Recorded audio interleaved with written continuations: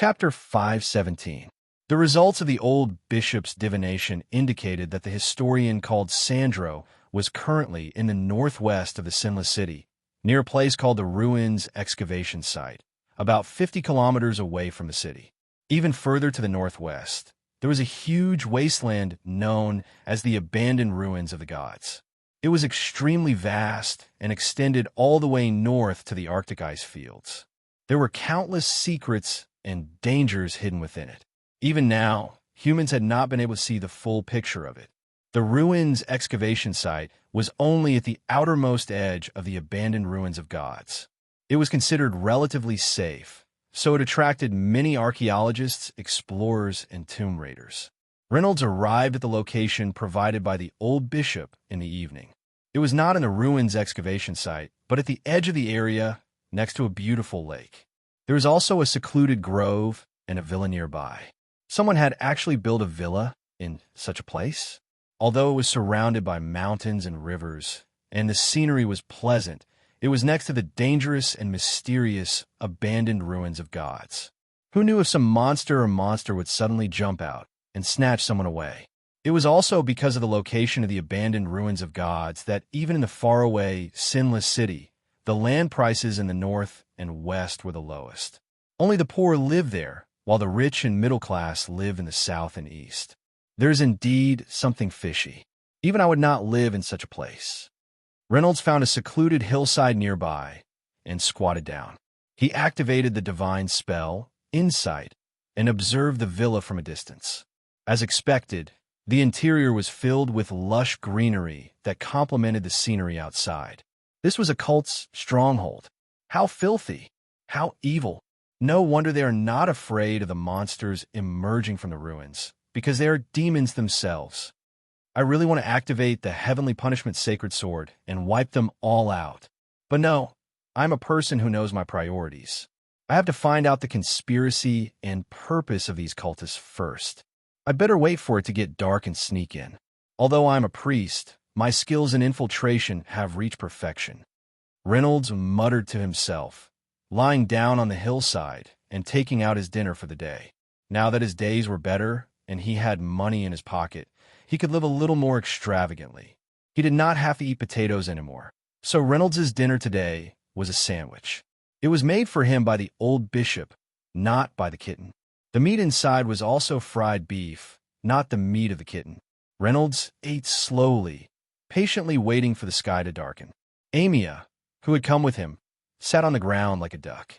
She carefully stretched out her thick fingers, trying to catch a grasshopper hiding in the grass. After the sky turned dark, Reynolds changed into Cranium Crusher's attire and instructed Amia, "I'll go in first. You stay outside and wait for orders. Remember to act according to the situation." Amia didn't answer. He didn't know if she understood. Reynolds then walked towards the villa. However, halfway through, he turned around and looked at Nana helplessly. It hunched its huge body and curled its arms, trying its best to imitate the tiptoeing manner of humans as it followed closely behind Reynolds. "Didn't I tell you to wait for orders and act according to the situation?" Amia's eyes lit up as if she didn't understand. "Forget it. Since you want to follow me, then watch carefully. Learn well and remember to act according to my mood." As Reynolds spoke, he cast a few more divine spells on Amia to make her voice softer. Reynolds had not heard of any other church that had divine spells that facilitated stealth and stealth. He didn't know what kind of divine spell it was, but it was definitely not a healing type. He didn't know where the old bishop had found it. He felt sorry for the priests of other churches who didn't even know how to sneak around. Reynolds brought Amia and sneaked up to the outer wall of the villa. With a sudden push of his feet, he leaped over the wall. Amia didn't know how to jump, so she maintained her sneaky posture. She smashed her head through the wall and tiptoed inside. The commotion of crashing through the wall naturally attracted the attention of the guards. Something's not right. Who is it? Damn it, I was discovered so quickly. I shouldn't have brought Amia along. She was too big of a target, and her movements were too rough. Reynolds couldn't help but feel regret. However, the two pike-wielding guards directly rushed towards him and asked in a stern voice, "What are you doing? Who are you? Why are you trespassing on private property?" Wow, why is your mule so big? Sigh. Since I've been discovered, there's nothing I can do. You force my hand. As Reynolds spoke, he snapped his fingers twice in a row and said in a clear voice, "Repent of your sins." The faces of the two guards instantly twisted. Their eyes gradually became confused. Their bodies were enveloped by a faint white light as they slowly knelt on the ground. However, a green mist suddenly gushed out of their bodies and confronted the white light. "Why aren't you willing to repent of your sins and welcome a new life?" Reynolds said in confusion. He then snapped his fingers a few more times. The white light on the guard's body suddenly shone brightly, suppressing the green fog in an instant, and the two people's faces gradually became calm and peaceful. In the next second, their heads suddenly exploded. Yellow, red, and white matter scattered on the ground like a broken dye vat. Although you resisted and repented, you still have some awareness. You know that you don't have the face to live in this world and chose to commit suicide, Reynolds muttered under his breath. Although he had successfully taken care of the two guards, the commotion caused was enough to alert the others. Cries of alarm rang out in the villa. There's an intruder. Prepare for battle. Protect Master Sandro. There are only two intruders. Oh no, there's only one person and a mule. Following the cries of surprise, over 100 guards swarmed out of the not-so-large villa and surrounded Reynolds and Amia in layers. In addition to conventional weapons, such as spears and machetes, some of them were holding heavy crossbows and were even wearing heavy armor. As everyone knew, heavy crossbows and heavy armor were military-controlled items. They were not something that civilian guards could possess. A normal person would not bring more than 100 guards with them at all times. Seeing that Reynolds was a turtle in a jar and could not escape, the owner of the villa, the historian Andrew, appeared on the balcony on the second floor of the villa under the protection of two mages wearing robes and holding staffs. Chapter 518. Sandro, the archaeologist, looked to be in his 40s. He was dressed in the most fashionable gentleman attire in the city and held a short staff inlaid with skulls. He was looking down at Reynolds with the attitude of a victor. Ha ha ha ha ha. He looked at Reynolds, who was surrounded and had given up resisting, and laughed heartily, thinking that victory was already in his hands. Cranium Crusher, ever since I heard of your deeds, I expected you to come to me sooner or later, so I made all kinds of preparations half a month in advance. I didn't expect you to come knocking on my door. Oomph. I knew there would be a mole. You got the news from him, so you came knocking on my door, right? Unfortunately, you came too late. Today, our plan is about to succeed, and you can't do anything anymore. Reynolds listened and felt a little strange. What plan? What half a month in advance? Who is the mole? Is this guy talking to me or not? Sandro saw that Reynolds did not reply and thought that he had been scared, so he continued. Who told you about our plan? If you are willing to tell me, I can consider giving you a dignified death. No. Why do I feel like this guy has misunderstood something? Reynolds cursed in his heart, but he did not have time to think too much. He immediately replied, All of you, listen up. You are surrounded by me. I advise you to put down your weapons and surrender immediately. Repent your sins. There was a burst of laughter from the surroundings. Sandro also showed a disdainful sneer. I didn't expect the legendary Cranium Crusher to be a lunatic. Talking to a lunatic is a waste of time. Kill him. The guards stopped laughing, raised their spears, and stabbed at Reynolds as if they wanted to stab him into a beehive. But suddenly, more than 10 triangular shields appeared in front of Reynolds and spun rapidly around him, blocking the spears one by one. Oh, divine art? So you're a paladin. Unfortunately, there is a limit to divine art. I have so many people here. How long can your divine art last? Kill his mule first, Sandro ordered with a cold smile. Renaud abruptly raised his head and retorted with great indignation. How can you be so evil?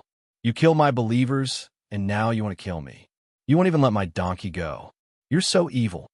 There's no need to talk about morality when dealing with an evil demon like you. Amia, let's attack together. Amia, hurry up and use the water splash. Oh no, hurry up and use 100,000 horsepower. Upon hearing Reynolds's command, Nana's eyes turned red. She no longer maintained her sneaky posture and stood up straight. She stretched out her arms and crossed them in front of her chest, ready for battle. However, from an outsider's point of view, it was as if a mule had stood up on its hind legs and raised its front hooves, looking as if it was about to fight with someone. To be honest, this scene was a little comical. Even the circus couldn't train such a mule. It made people want to laugh. But in the next second, they saw the mule's legs kick hard and charge into the crowd like a cannonball. In an instant, several guards were sent flying and fell to the ground weakly. Their chests caved in, and they stopped breathing on the spot. Then, Amia raised her arms and spread out. Her upper body spun at high speed, and her huge body turned into a whirlwind of death, sweeping towards the remaining guards. The guards were shocked. They shouted in unison, and the green, evil mist rose from their bodies. But although this mist could block divine arts and slightly strengthen their physique and strength, it could be considered as a buff. But Reynolds had cast more than 30 divine arts on Amia. Among them, there was no lack of powerful divine arts, such as Valor's Inspiration, Valor's Hymn, Divine Strength, Vanquisher's Blade, Agility, and so on. All of them were level 5. Reynolds didn't like to use low-level divine arts. But Amia was his beloved donkey. How could he not protect her? If these divine arts were cast on a human, they would probably lose their mind in an instant and become a tireless and fearless war machine. They wouldn't stop until they died of exhaustion. But Amia was a magic puppet and was not affected by these side effects. She could let Reynolds do whatever he wanted. And how could the simple strengthening effects on these guards be compared to her? Not to mention that their original strength and physical strength were not as good as Amia's magic puppet. Therefore, even though these guards had turned green and looked rather frightening, the moment Amia touched them, the crisp sound of bones cracking and a series of wails would be heard. The guards were like weightless dust as they were blown away in batches. They tried to fight back, but the weapons they waved and the arrows they shot seemed to have hit a stone. They only splashed out a little sparks and didn't leave any trace. In less than a minute, the 100 or so guards who were aggressive were killed. Amia was like a terrifying meat grinder, cleaning them up like the autumn wind sweeping away fallen leaves. Some people wanted to escape, but how could they compare to Amia's speed? Even the crossbowmen who were standing a little further away had their skulls crushed in its hands. Amia, who had been blessed by Reynolds with divine arts, did not even have the flaw of being cumbersome. She was even more agile than a human and could be called a perfect war machine. So if it wasn't for the other party forcing him, Reynolds wouldn't have wanted to use her. And he was also wary of any tricks Zindral had up his sleeves.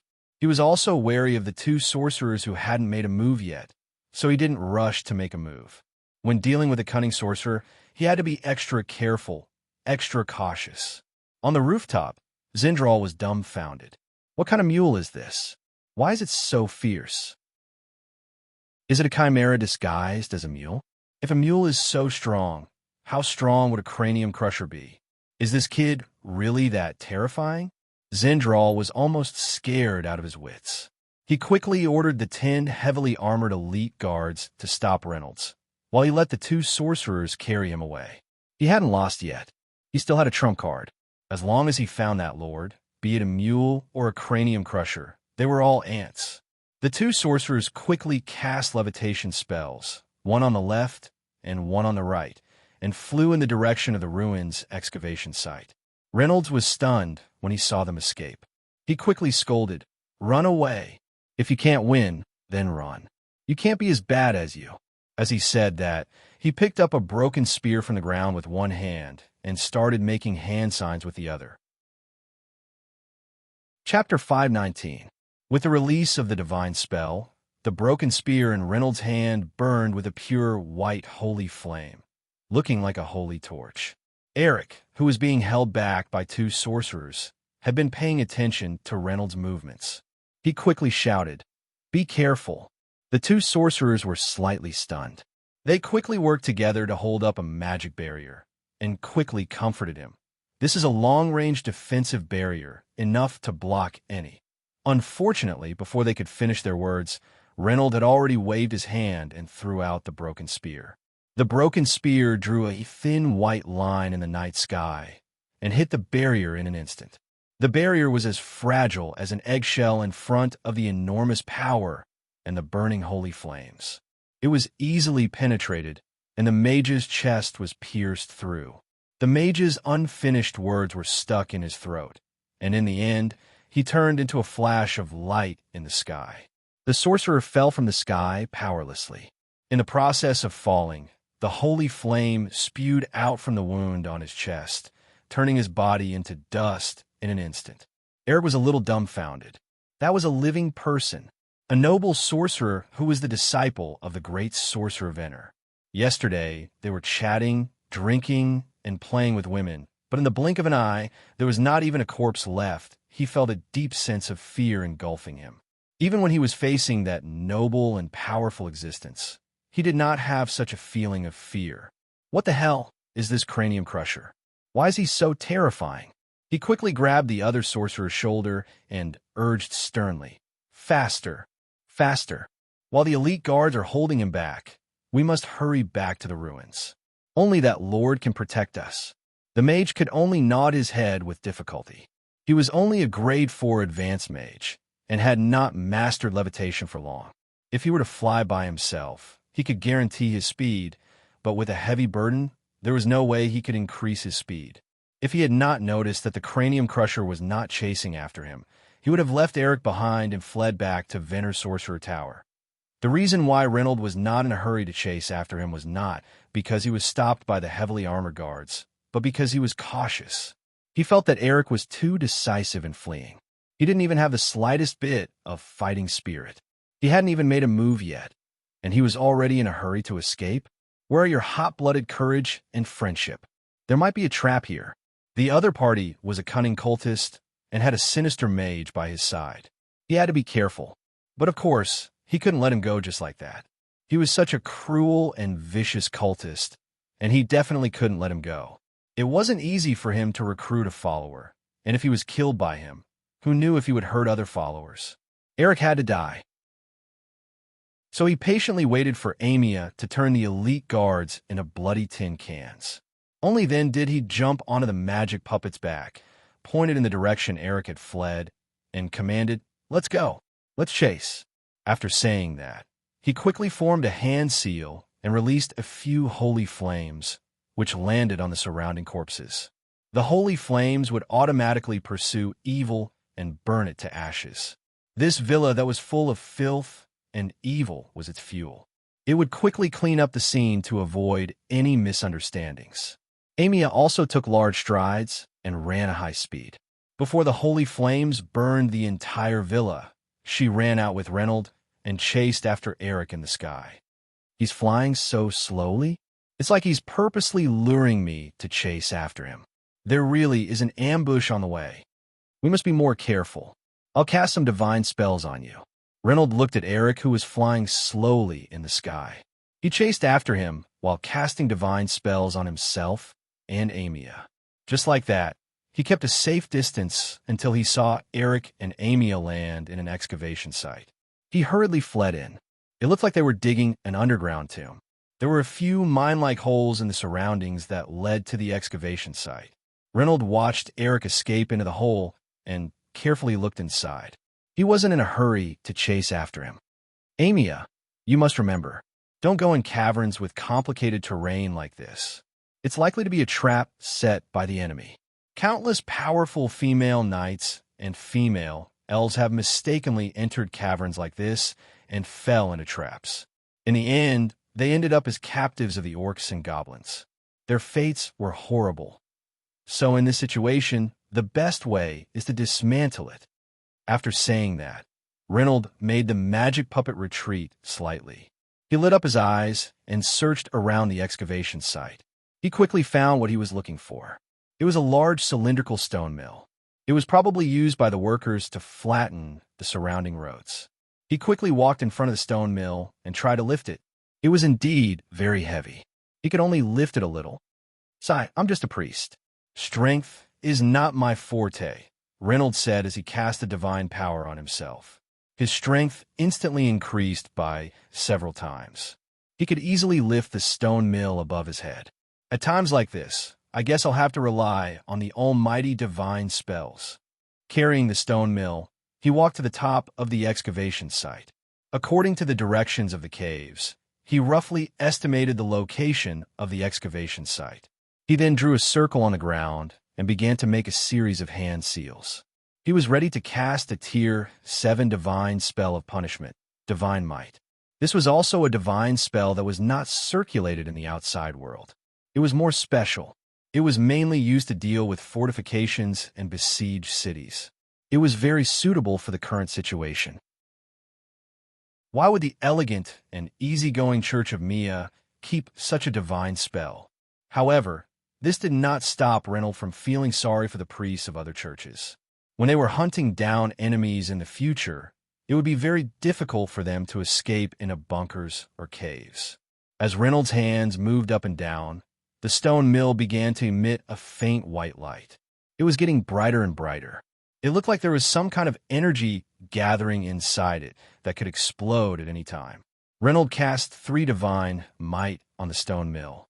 When he felt that it was enough, he raised it above his head again and began to chant a modified prayer. "Goddess, please give me strength. This enemy is worth fighting. Let him feel your divine might." Tekizawa Laura. He let out a strange cry and threw the stone mill towards the circle that he had drawn on the ground. Then he quickly turned around and ran with Amia toward a nearby ravine. Chapter 520. Then a thunderous boom came from behind him. The stone roller fell to the ground, and the divine spell on it was fully activated. The ground began to tremble as if there was an earthquake. With the stone roller as the center, cracks appeared on the ground and quickly spread in all directions. Accompanied by a series of loud booms, the ground began to sink rapidly. The surrounding rock walls began to collapse and crack, forming a huge crater in the ground as if a meteor had crashed into it. It looked as if the ground could no longer bear the weight of the stone roller. Reynolds intended to use this divine spell to collapse the entire underground excavation site and bury Eric alive. According to the old book that recorded this divine spell, it could distort the surrounding gravity and destroy the internal structure of a building. It was originally used to attack fixed fortifications such as castles. Generally speaking, it needed to be used in conjunction with siege weapons such as catapults. According to the book, this divine art was classified as a war divine art. It was a special classification that other churches did not have. Although it was only at the 7th level, Reynolds practiced it slower than other 7th level divine arts. It took him 5 days to learn it. This time was second only to the heavenly punishment sacred sword. He felt that this was because he had always been gentle, easygoing, and kind to others. War divine spell, on the other hand, sounded very violent and did not match his style. That was why he took so long to learn it. This divine spell could not make people repent and atone for their sins. It was also inconvenient to kill people. It was not very useful. Today was a special occasion, so he used it to try. This way, I can bury that despicable Eric alive, right? His traps won't be of any use now. Amia, did you learn it? Reynolds poked his head out from behind the mountain wall and looked around. He was satisfied with the power of this divine spell. Just as he was about to use the divine spell, Eric, who had escaped into the tunnel, was running with the sorcerer toward the deepest ancient altar. That was the biggest secret of this excavation site. In order to protect this secret, he had hired several engineering teams and had them dig in the wrong direction to create a complicated underground maze. Other than himself, no one would be able to find their way in. He believed that this underground maze would be enough to stop Skull Crusher and buy him enough time to summon his trump card. As expected, Skull Crusher did not chase after him. He was probably stopped by the maze, allowing him to reach the ancient altar safely. The altar was located in an underground cave. The walls around it were engraved with images of various monsters. In the middle of the cave stood an arched door made of black stones. There were all kinds of complicated and evil runes carved on it. Beside the black stone arch, there was a demon statue with horns on its head and wings on its back. It was the statue of the seventh demon king of the abyss, Cyrus.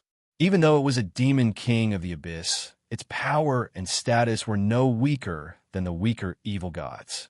Legend had it that it was the fifth son of Es, the mother of desire, and had countless gigolos. At the same time, it was also the father and elder brother of the tree of Moros, the pillar of lies. The rich circle is really messy. Eric knelt down and prayed to the statue. He soon received a response. The demon king promised to send his best men to help him. The runes on the black arched door lit up one by one, and a thick green mist rose from the door. It kept twisting and turning, vaguely forming a certain shape. It looked as if something was going to pass through the door and descend into the human world. At that moment, the cave began to tremble violently. It looked like it would collapse at any moment. But Eric did not panic at all. He thought that this was a normal reaction when a demon descended into the world. It meant that this demon was very powerful and could definitely crush Skullcrusher and his donkey. As the trembling intensified, rocks and sand fell from the ceiling.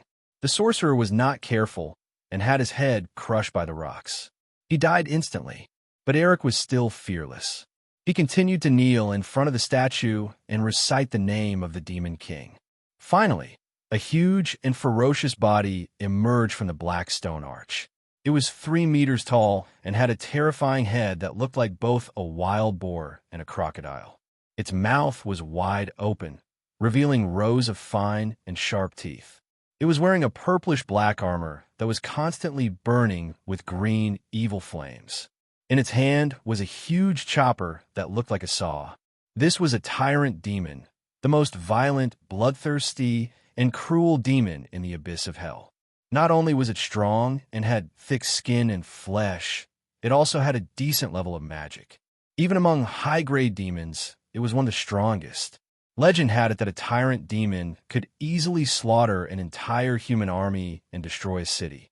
It was the embodiment of destruction and disaster. The earth trembles beneath my feet. The world trembles because of me.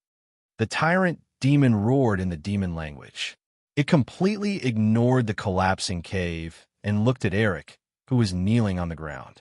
It then switched to a less standard human language. "Are you the one who summoned me? Worm." Eric raised his head slightly and quickly said, "Hey, watch out." The tyrant demon was taken aback. It quickly looked up and saw a huge stone mill coming down on its face. The mill emitted a thick and disgusting holy aura. Ouch! The tyrant demon could not dodge in time. The stone mill, which had become as heavy as a mountain, smashed into its face. Its head was instantly smashed into mush. Its body was also crushed by the gravitational force around the mill. It was reduced to a pile of mush in an instant. Mighty as a mountain, even though the tyrant demon was known for its thick skin, it could not take it head-on. Eric was dumbfounded by what he saw. He did not even brag for more than 3 sentences. How did it end so quickly? When the effects of the divine spell ended and the tremors stopped, Reynolds and Amia climbed to the edge of the crater that was more than 100 meters in diameter to check the situation below.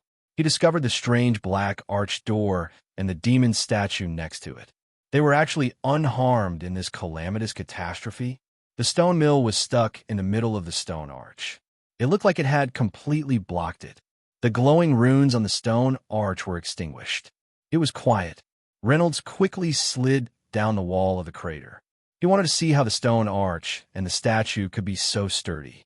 But when he got close to the statue, he heard a wail. He looked down. Eric was pressed down by a huge rock. He was lying on the ground, gasping for breath. Although he was still alive, he was barely alive. He had completely lost the ability to resist and escape. Chapter 5:21. Reynolds moved the boulder on Andre's body away, giving him some strength to speak. Andre wept bitterly on the spot and begged him for mercy. "Please, I beg you, spare my life. I'll tell you everything. I'll give you all my wealth." How could he dare to resist? The stone grinder that fell from the sky had instantly shattered his hopes. The trump card in his plan had been crushed into powder before he could even say 3 words. He could not figure out how this person could accurately smash the stone roller into the tyrant devil's face from such a deep rock formation. In fact, it was not that Reynolds was accurate. It was just that divine might mountain, a divine art that could destroy enemy fortifications, had a simple guidance function. It would automatically head to the key area inside the building, which was the black stone arch. The tyrant devil just happened to be standing in front of the door. Reynolds was not in a hurry to ask. Instead, he looked at the statue beside him. He had a strange feeling that the statue seemed to be alive and was looking down at him from above. It was as if a powerful existence from afar was observing and sizing him up through the statue. Reynolds remembered that the old bishop had once explained to him that this was a method called the descent of consciousness. Those powerful beings could divide some of their consciousness and vision, and through the medium of sculptures and tokens, they could observe, peek, and communicate from a distance. They could even use part of their power. Reynolds looked up and met the gaze of the statue. He felt that there was a strong anger in its cold eyes, as if it was warning him. Reynolds was frightened. He hurriedly sprayed a stream of holy flame on the statue's face. The consciousness that descended through the air instantly disappeared, and the originally sturdy statue instantly turned into a sand sculpture, disintegrating into a pile of powder on the spot and dissipating with the wind. Even the black stone arch behind it collapsed, and the entire ancient altar was completely destroyed. In fact, they had been crushed by the divine art's gravitational distortion. They were barely holding on by relying on the demon king's consciousness. Reynolds was slightly relieved. He sighed softly in a voice that only he could hear. These demons are indeed ferocious. Its gaze just now was as if it wanted to kill my entire family. I only have the old bishop and the kitten at home. I have elders and children to take care of. How could it not let me go? But I, Reynolds, will not be afraid. I swear to fight it to the end. When I get back, I'll write an anonymous letter to the 3 major churches and expose the crimes of this devil king. Andre, who was lying on the ground, was scared witless. This strange and terrifying cranium crusher was actually able to disperse a strand of the demon king's consciousness. Although that wisp of consciousness wasn't powerful, it originated from a genuine abyssal demon king, the descendant of an evil god. Its status was extremely high, and it wasn't something that could be dealt with by brute force. When ordinary powerhouses faced it, due to the difference in status, they would instinctively kneel down and worship it, not daring to resist at all. But not only was this skull crusher not afraid, he even dared to resist. Just what level of expert was he? Legendary? Was it some archbishop of the Orthodox Church? Andre quickly tried to recall which sect's archbishop would be so free as to come to the Sinless City to play a role-playing game. However, Reynolds did not give him much time to think. After dealing with the statue, Reynolds immediately turned around and said to him, "Tell me everything you know." In order to survive, Andre endured the pain on his body and told Reynolds everything he knew. He wasn't an unyielding member of the evil cult. Instead, he was a typical fence-sitter who went with the flow. Before he started working for the evil cult, he often considered himself a devout member of the Holy Light. That was why he was able to survive in the upper-class circle of the Sinless City. However, when he discovered the ancient altar during the archaeological process, he betrayed his original beliefs and began to act according to the will of the Demon King. As far as he knew, the Demon King Cyrus and the evil god tree of Moros seemed to be planning to prove their worth to their mother and lover, the child mother of desire. They were planning to make a big news in the Sinless City. The two of them secretly developed their strength and cultivated believers. They actively responded to the prayers and carried out their respective plans, sending out evil cult members to rope in and collude with the low-level officials of the Sinless City, as well as reactivating the ancient altar, were all part of the plan.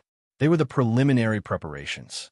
However, a cranium crusher suddenly appeared and killed all of Moro's believers.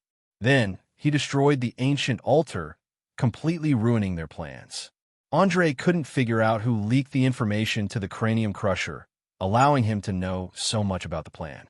Every time he made a move, he would destroy the key points of the plan. He didn't dare to ask, but the Cranium Crusher took the initiative to ask. Why are you looking for trouble with the Shining Sword? The Shining Sword? Andre was stunned. It took him a while to remember what was going on. He quickly explained. It turned out that interfering with the Shining Sword's bidding was just a small interlude in the process. The evil cult members needed a large amount of funds for their activities, so they set their sights on the Shining Sword. The Shining Sword's business was booming day by day, but they didn't have any backing. They wanted to force the owner to submit to them. They took the initiative to bribe the owner and even split the high profits of the order with them. However, the owner, Bart, was a righteous man and didn't submit. Just as they were planning to kidnap the owner's family and teach him a lesson, the Cranium Crusher suddenly appeared and killed an important adorer. The evil cult members thought that their plan had been exposed, so they quickly dealt with the officials that they had recruited and prepared to lay low for a while. In the end, they still couldn't escape the Cranium Crusher's clutches. The newly established evil cult was uprooted overnight. Andre never thought that the Cranium Crusher would kill over such a small interlude. If we knew that the Shining Sword was your property, we wouldn't have dared to do anything to it. Speaking of which, aren't you a clergyman? Why are you so violent? Renaud then asked. Why did you kill George? George? Andre thought for a while before he remembered the name. That little foreman accidentally discovered the secret of the altar. To silence him, I had no choice but to kill him. In his eyes, George was just a small fry, an ant-like existence. It didn't matter if he killed him. He also didn't think that this person would be related to the Cranium Crusher. Andre then realized that the Cranium Crusher probably didn't even know about his plan. Why did he come looking for trouble over such a trivial matter? No, as a powerful and influential figure, why would you pay attention to such trivial matters? Chapter 522. Andre did not understand why Cranium Crusher would go on a killing spree over such a trivial matter. He did not know the predicament that Mia's cult was in. Up until now, Mia's cult had a total of 9 followers. John and his son, the old carpenter, the shopkeeper's family of 3, 2 old folks who lived in the countryside, and a traveling merchant who was rarely seen. If George had been the last to join the cult, the number of followers would have broken through the double digits. It was a shame that Andre had ruined such an important progress. They had lost 1/10 of their followers, which was a heavy blow. It was only natural that Renaud would seek revenge. Of course, Renaud would not explain this to his enemy. He continued to ask other questions, including what Andre was doing in the hole. When he heard that Andre had summoned a tyrannical demon to deal with him, his eyes behind the mask glowed. You are too despicable, too shameless. Where is that tyrannical demon? I will not allow this demon to wreak havoc in the human world. I will stop it, even if it means risking my life. You crushed it to a pulp as soon as it was born. What do you mean by risking your life? Andre was speechless. He pointed at the pile of flesh not far away. The stone mill that had crushed the tyrannical demon to death had also been reduced to dust after the theurgy had lost its effect. It was now mixed with the remains of the tyrannical demon. Renaud hurried over, ignoring the mess on the ground. He lowered his head and rummaged through the remains. What a waste. It was so hard to find a demon, and it was reduced to dust just like that.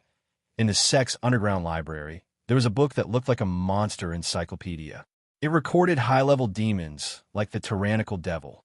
Aside from its immense strength, thick skin, and ferocious nature, it was also very valuable. Many of its organs and tissues could be used to make high-grade equipment. A complete tyrannical demon's corpse could be sold for at least 2,000 to 3,000 gold coins. If it was alive, the price would be even higher. Back then, when he was so poor that he could only eat potatoes, Reynolds had always been secretly hoping that some ignorant cult would recruit some high-value demons to improve his life. Although it didn't violate the doctrine, it wasn't a good thing for a demon to descend into the world. Therefore, he only dared to think about it secretly and didn't dare to say it out loud. In the end, he had finally encountered it once, but before he could even see its face, it had turned into a pile of minced meat. It could be said that it was worthless. He couldn't even feed it to the kittens. Renaud immediately felt his heart ache. He scolded Andre in exasperation. "Since you're already so sinister and vicious, can't you summon a more powerful demon?" "No, Andre was at a loss for words. Fortunately, Reynolds carefully searched for a while and finally found something. He found a piece of purplish black meat. It was the heart of a tyrannical demon. Although it had stopped beating, it was still intact. The evil aura that should have been there had also been purified by the divine spell. The fact that the heart could remain intact under the powerful gravity field was enough to prove how sturdy it was. It was also the most valuable part of the tyrannical demon's body. Many mages would bid for it. It was worth it. Renaud put the tyrannical demon's heart away with satisfaction.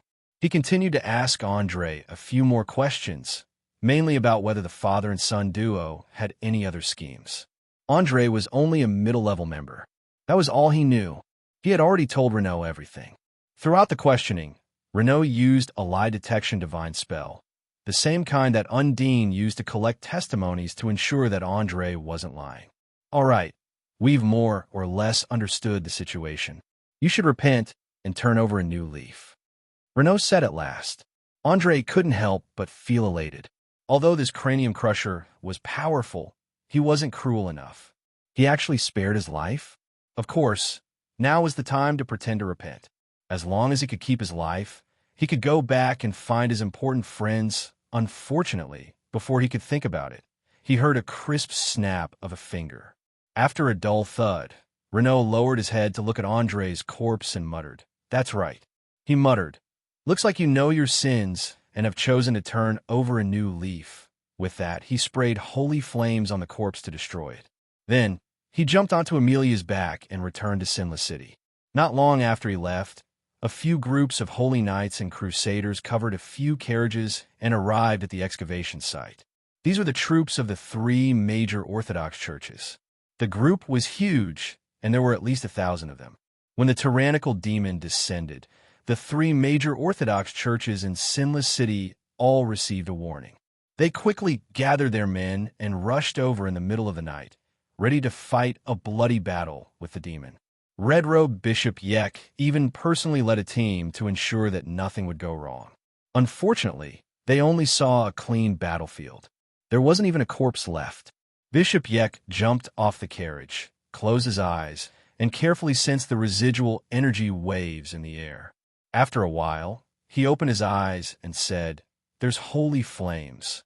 There's the fluctuation of holy flames, and there's also a somewhat unfamiliar fluctuation. If I remember correctly, it seems to be an ancient war divine spell." "War divine spell? There's such a type of divine spell?" A primordial chaos knight, Captain asked. He was the leader of the primordial chaos knights. Divine spells originate from faith and the power of the gods. They are omnipotent. Of course, there are more than 4 types. It's just that many of the less commonly used ones have been lost, and the remaining ones have been reclassified. That's why there are only 4 types left. The bishop of the supreme true God religion, who had met Reynolds once before, explained. Then, he turned to Bishop Yek and asked, "Lord Yek, are you sure this is the effect of a war divine spell?" He pointed at the huge sinkhole in front of him, his eyes filled with deep fear. He couldn't help but mutter to himself, "With such power, it's no wonder that war divine spells are forbidden by the gods." Bishop Yek pondered for a while and finally gave a definite answer. "As far as I know, other than war divine spells used to invade cities, no other divine spells below level 8 can cause such an effect. And if a level 8 divine spell was used, we would definitely be able to sense it." In truth, several hundred years ago, when the gods were still at war and the churches on the surface were still fighting against each other, war divine spells were still very common. But later, when the war between the gods came to an end, the gods reached a tacit agreement.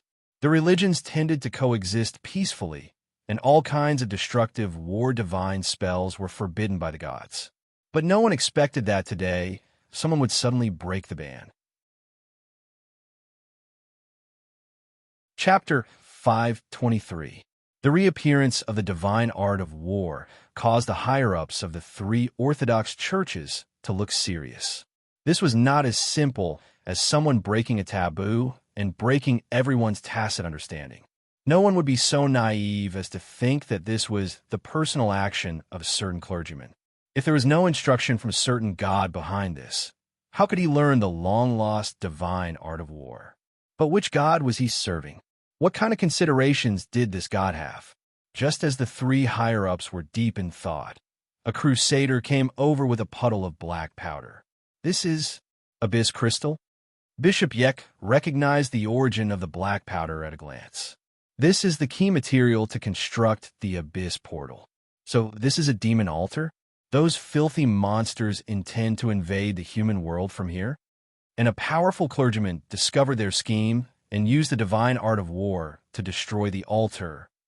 The bishop of the supreme true God was very good at drawing inferences from one case and had a rough idea of what had happened. From this, it seems that a certain God has sent his adorer to help us in secret. It seems that he is a low-key good God. The knight captain could not help but sigh in relief and praise. TSK. This power is really enviable. This adorer was able to destroy a demon altar by himself. He is undoubtedly a powerful being. How fascinating. Bishop Yek's expression also relaxed. Since the divine art of war was used to deal with demons, it was fine. Of course, there was no need for tacit understanding when dealing with demons. But he still opened his mouth to remind him. But as far as I know, the divine art of war is extremely difficult to cultivate. Even if it is not forbidden, not many people can learn it. This adorer is undoubtedly a genius in the divine art, but we have not heard anything about him before. A genius with outstanding strength and mastery of powerful divine arts who is willing to conceal his identity and serve a secret of God. His intentions and motives may not be purely to protect the sinless city. It is difficult to fathom. He may not be an enemy, but we still have to be careful. As he spoke, he could not help but think of Reynolds, whom his niece talked about every day. That kid seemed to be a genius in the divine art who concealed his identity and served a mysterious goddess. But when he thought about it carefully, he didn't equate Reynolds with this blessed. Although Reynolds was talented, it was only in the area of modifying divine spells. If he wanted to learn and use war divine spells, even the most talented person would have to spend more than 10 years. Otherwise, he wouldn't even have enough faith power to cast divine spells. This was the limit of a human being, and it was recorded in the history of the church. Reynolds was only in his teens, so it obviously couldn't be him. However, that kid's talent was also very good.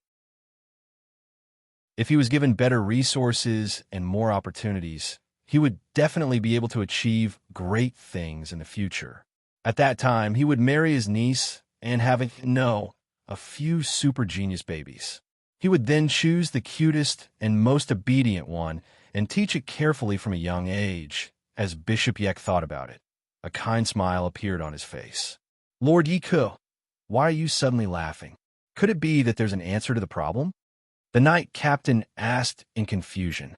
No. I just remembered something happy. Bishop Yek quickly put away his smile and said seriously, What happy things? The bishop of the supreme true God asked. My niece gave birth to, oh no, it's nothing. Ahem, let's not talk about that. Let's look around and see if there are any traces of footprints. Bishop Yek forcefully changed the topic and ordered his men to search the area carefully. Unfortunately, Reynolds was a veteran, and he had accumulated a wealth of anti-reconnaissance experience when he worked with the sheriff. Of course, he wouldn't leave any clues for others, or Undine would have caught him long ago. Thus, after a night of hard work, everyone could only return home in exhaustion. Reynolds, on the other hand, was already fast asleep. The next morning, Reynolds was not in a hurry to open the door. Instead, he went to the old bishop and showed him the tyrannical demon's heart. How much can this sell for? The old bishop looked at it carefully and shook his head. I'm afraid not much. The most valuable thing about this thing is the dark energy in it. Mages can convert it into magic power and use it to create something like a magic core. Like the red thing on Amy's stomach. It was made using a similar method. But your divine spell has purified the dark energy in it. What kind of divine spell did you use? When Reynolds heard this, his originally raised eyebrows, widened eyes, and upturned lips all drooped down. He replied in a very aggrieved tone, "I'm sorry. Divine might." The old bishop almost jumped up. "Huh? Didn't I say that you can't use that trick casually?" "I didn't use it casually. That cultist is unusually cunning and vicious. He escaped into the underground tunnel. I didn't dare to risk chasing him for fear of being ambushed, so I could only use this trick to collapse the tunnel." Reynolds spread his hands and explained. No, the old bishop was speechless. He thought to himself, with the blessing of the divine spell of protection, you can even deal with the evil god himself, and you're afraid of being ambushed by a mere cultist? Is there something wrong with my way of teaching him? Should I encourage him more in the future? The old bishop could not help but reflect in his mind. But before he could figure out how to adjust, he heard Reynolds ask, "Then what about the heart? Find a place to bury it? Or feed it to the kittens? They can only drink milk now." The old archbishop said in annoyance, and then replied, "Oh, I see. Sacrifice this thing to the goddess." Offering sacrifices to the goddess was the duty of a believer. But the Mia cult was too poor in the past and had nothing to offer, and the goddess was good-tempered and gentle, so she did not care much about such things. But if there was a way, they should still make a sacrifice. However, Reynolds still asked worriedly, "What's the matter? But didn't you say that the heart is worthless? If we sacrifice it to Lady Mia, she won't blame us, right?" The old bishop explained, "It's worthless to humans, but not to the goddess.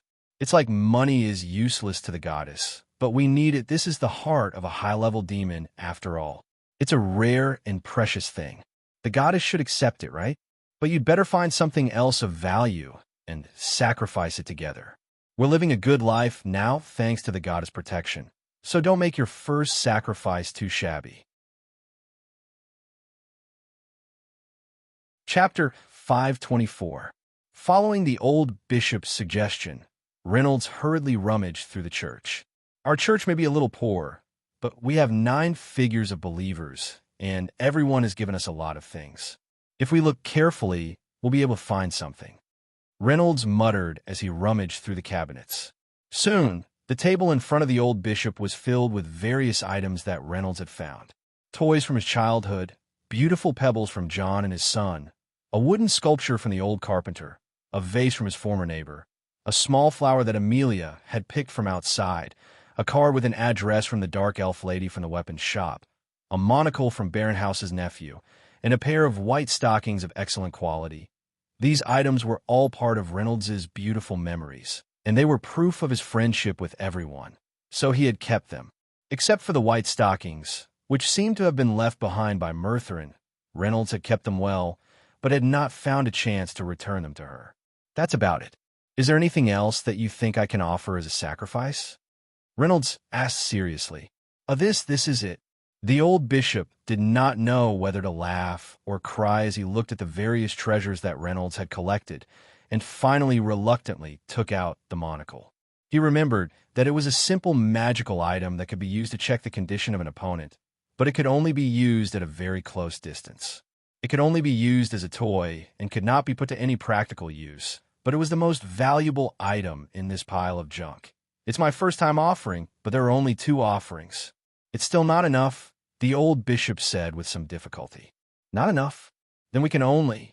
As Reynolds spoke, his gaze fell on the little kitten beside him. The little kitten immediately sensed that something was wrong. As it mewled, it quickly ran away. Forget it. Let's add these. As the old bishop spoke, he picked out the simple slingshot, wooden figurines, and glass marbles that Reynolds had played with when he was young. After he was reborn, he had been raised by the old bishop, and the church's conditions were not good, so he only had these simple toys to accompany him through his childhood. Fortunately, Reynolds was reborn and was not very playful. Other than using the slingshot to shoot pebbles into the offering box, he did not have any other hobbies. He preferred to read quietly by himself or listen to the old bishop tell stories about his senior. Let's leave it at that. The old bishop rubbed his eyes and placed the toy, the heart, and the monocle at the feet of the statue of the goddess. He then knelt side by side with Reynolds before the statue, reciting the doctrine and reciting the goddess's honorific name. A moment later, the statue emitted a faint white light that enveloped the three offerings. When the white light dissipated, the three offerings disappeared, and a small wooden hammer appeared at the foot of the statue. This meant that the goddess had accepted their sacrifice and was very satisfied with it. She had returned the favor. The old bishop could not help but feel a little surprised. These offerings could actually please the goddess? It seemed that he valued that demon's heart very much. He hurriedly asked Reynolds to bring the small wooden hammer back. This wooden hammer was only the size of a palm, small and cute. He couldn't tell what kind of wood it was made of. Its surface was very smooth, and it felt good to the touch. Moreover, its design was very delicate. One end was a normal hammer, the other was a pick, and the end of the handle was an awl. It could be used to knock, dig, and poke. This is a gift from the goddess, a divine weapon. The goddess gave me a hammer? Reynolds held the small wooden hammer and asked cautiously. The old bishop nodded. In terms of status, this wooden hammer was of course a divine weapon, but he could not see what was so special about it. What does it do? The old bishop tried to ask. Reynolds should not have known the specific use of the wooden hammer, but after thinking carefully, a way to use it suddenly appeared in his mind. You can cast a divine spell on it, and use it to make contact with other things to release the divine spell directly. As Reynolds spoke, he tried to cast a hardening divine spell that he was most familiar with on the wooden hammer. He then grabbed a small kitten that was hiding under the cabinet and gently rubbed the hammer on its head. The kitten immediately hugged its head with its two furry paws, as if it was in pain from the hammer. Then, the soft fur on its body hardened and turned into a small round hedgehog. The kitten immediately looked at Reynolds with sad eyes, as if to say, F***CKU. Reynolds hurriedly dispelled the hardening effect and rubbed it hard against his face to appease it. The kitten used the soft pads on its paws to slap his face in revenge. After releasing the kitten, Reynolds played with the small wooden hammer and said with satisfaction, "It's pretty good. In the future, when I go to the weapons shop, I don't need to do it myself. I can just use the hammer to hit it." No, there's a limit to the number of times. Reynolds carefully thought about the specific use of the hammer. For a simple divine spell like hardening, he could cast it once, and the hammer could cast it 10 times. For more powerful divine spells, the number of times would be reduced. From level 5 onwards, he could only cast it once. The divine spell cast by the hammer was the same as the one he had cast himself. It was equivalent to copying the divine spell he had used before. However, divine spell could only be copied once a day. If the previous divine spell was not used up, it would not be able to add a new divine spell to it. But the most important function of this hammer was that it could fly, and it could be directly controlled with one's mind, and the control range was up to 2 kilometers. Reynolds's mind moved, and the wooden hammer immediately flew up and danced in the air like a bee. This was a very powerful function, which meant that Reynolds could play all kinds of tricks from a distance in the future. As expected of a divine artifact, its function was very powerful. Lady Mia is too generous and too kind. Praise the goddess, Reynolds exclaimed from the bottom of his heart. But compared to the hammer's function, the old bishop was more concerned about the message the goddess wanted to convey. I've also taught you before that every action of a god has a deep meaning. The goddess gave you this wooden hammer, definitely not as simple as responding to the sacrificial offering, the old bishop said seriously. You're overthinking it, aren't you? I think the goddess only gave me the hammer to protect myself because she saw that I was not talented enough and that I had to go out on an adventure. Reynolds guessed. The old bishop shook his head, not knowing whether to laugh or cry. Compared to that, I think it's more likely that she wants you to use this hammer to kill your enemies when they escape into the cave. Don't use divine spells of war to smash the cave. But you have a point. I shouldn't have guessed the goddess's thoughts. This is my fault. I hope the goddess will forgive me. Chapter 5:25. In short, Reynolds used a demon heart that he could not sell and some other things that he had no use for in exchange for this fun divine artifact. The goddess was so generous. He immediately controlled the wooden hammer and flew in the sky to play with the kitten, familiarizing himself with the control of the hammer. He even gave the hammer a name, Blessed Hammer. But as he played, Eric suddenly came to visit. Reynolds hurriedly put the hammer away and went out to greet Eric.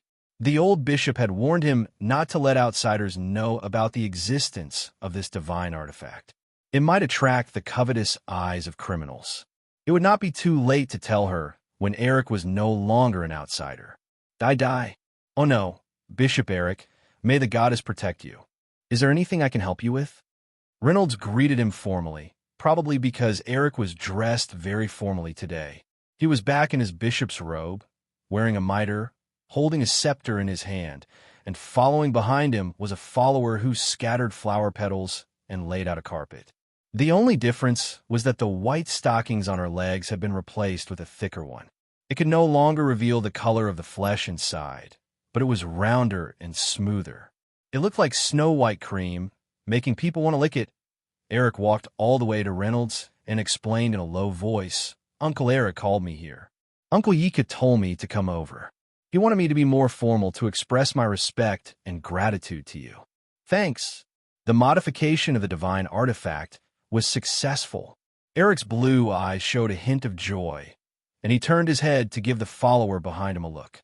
The follower hurriedly carried a large box from the accompanying carriage, carried it to Reynolds, and opened it.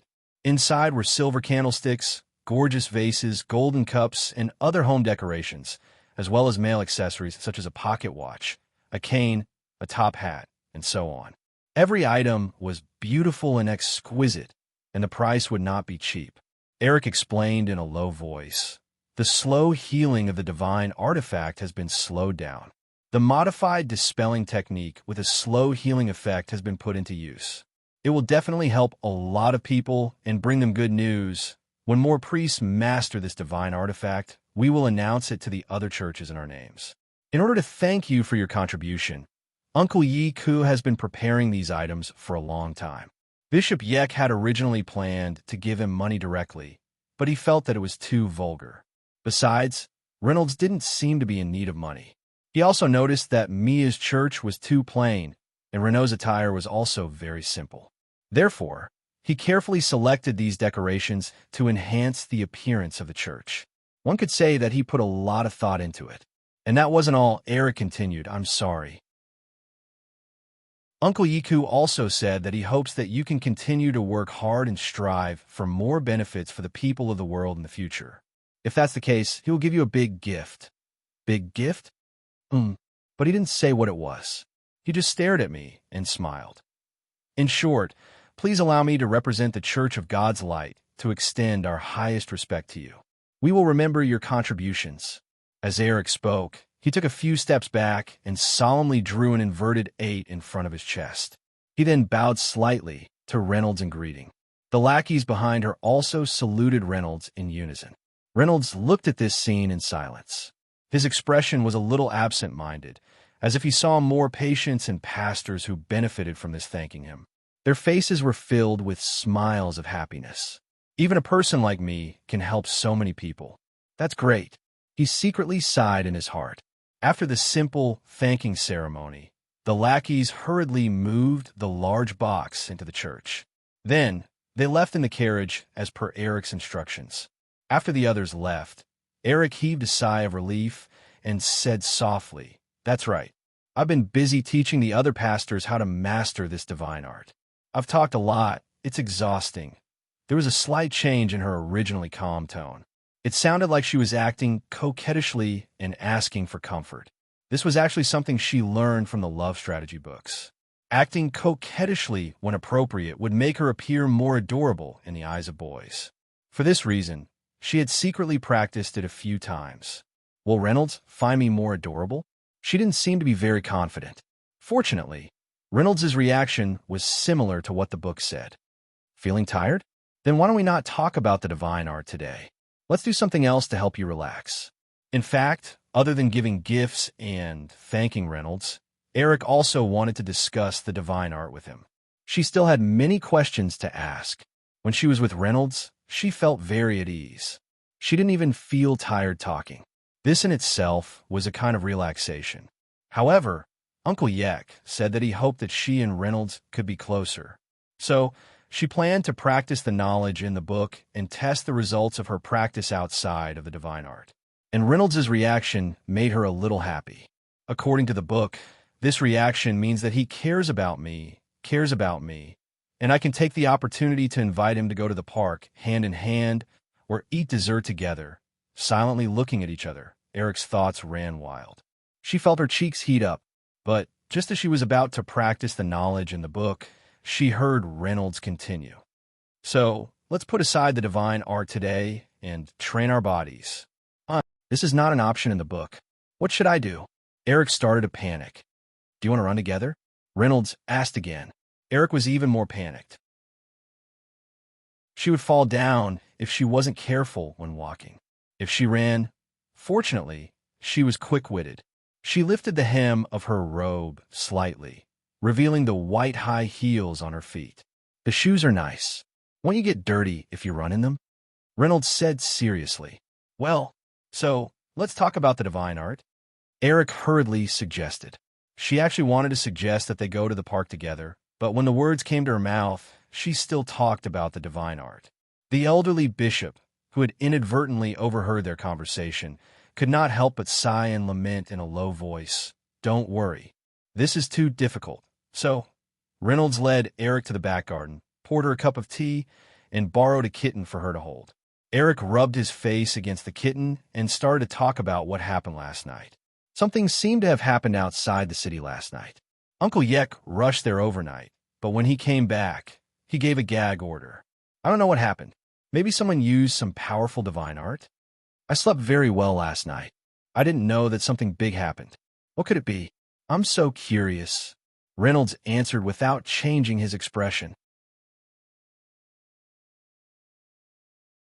Chapter 5:26. Reynolds did not expect that the commotion at the excavation site last night would have alerted even the cardinal. It seemed that the old bishop was right. War theurgy should not be used carelessly. Fortunately, I am now a mature cleric. I have learned how to destroy corpses and erase clues. But now that I have the magical wooden hammer, I will not have to be afraid of enemies escaping into the pit. He thought to himself as he changed the topic. Shall we talk about theurgy? Eric nodded, took out his notebook, and flipped it open. In the process of modifying the theurgy, she had accumulated many new problems that she wanted to discuss with Reynolds. Thus, Reynolds began his lecture. Eric sat obediently like a student and listened attentively. And so, the normal teaching of theurgy continued until noon. The old bishop had prepared lunch and warmly invited Eric to join him. The lunch was sumptuous. There was cream of mushroom soup, pan-fried steak, crispy pancakes, fish head pie, and a fresh salad. The old bishop had always been good at cooking, but due to his poverty, he could not show his culinary skills. But now, things were different. The Mia's sect was rich, and the days of eating potatoes were over. The three of them sat at the table and ate.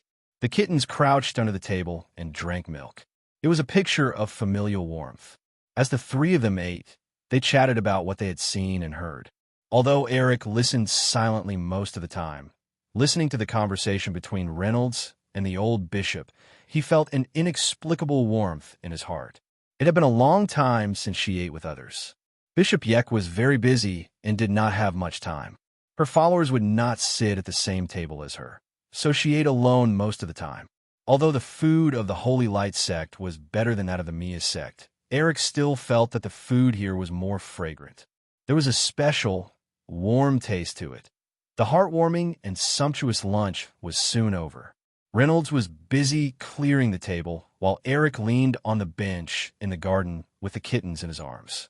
His big eyes were slightly drooping, as if he wanted to take a nap. Logically speaking, she should not be wasting her time here, as she still had to return to the church in the afternoon to deal with various chores. But for some reason, Eric was a little stubborn today. Not only did she not want to go back, She even wanted to sleep on Reynolds's little bed. Just as she was letting her imagination run wild, she suddenly felt something poking her gently. She hurriedly opened her eyes and saw Renault's strong little donkey standing beside her.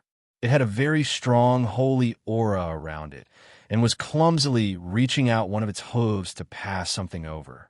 Eric hurriedly took it, only to find that it was a butterfly made of grass. "Thank you," Eric hurriedly said. He couldn't help but take a closer look at the donkey. "Have we met before?" She still remembered that she had seen this strange donkey somewhere before. Its aura had left a deep impression on her, but she did not expect it to be Renault's mount. This made Eric very curious. She could not help but wonder what kind of donkey it was. How could it be so holy? It was like a legendary holy beast. Unfortunately, the donkey did not pay her any attention. It did not even give her a second look. It just shrunk back to the other side of the garden.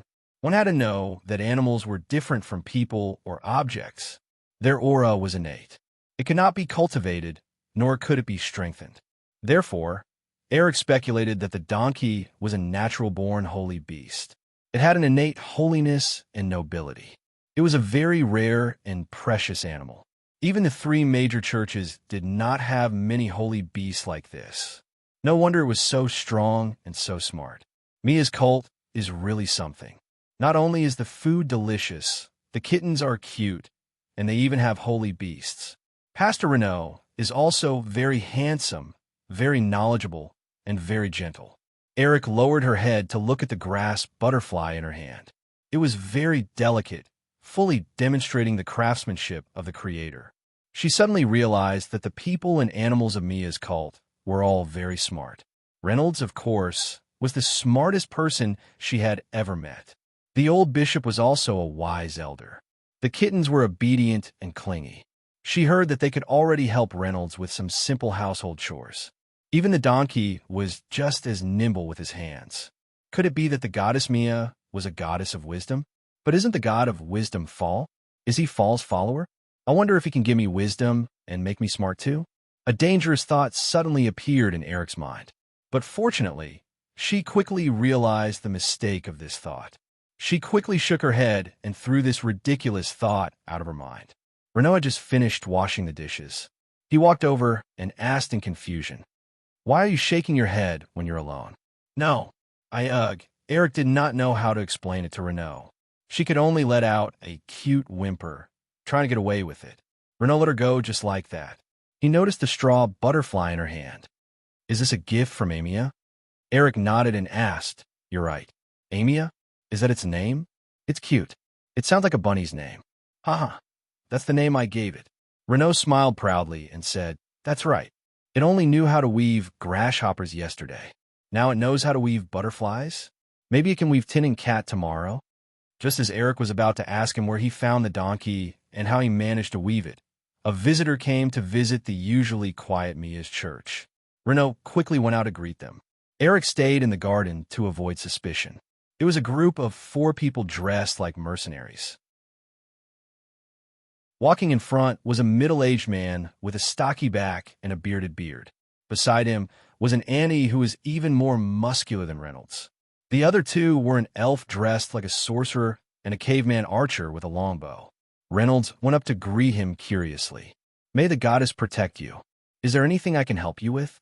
"Hello, you must be Reverend Renault. My name is Gethen. As you can see, I'm a mercenary. Bart introduced me." The mercenary replied politely and handed over a letter of introduction. He was actually introduced by the weapon store. Chapter 5:27. Reynolds led the mercenaries into the church and sat down. Then, he opened the letter and read it. The letter was written by Bart.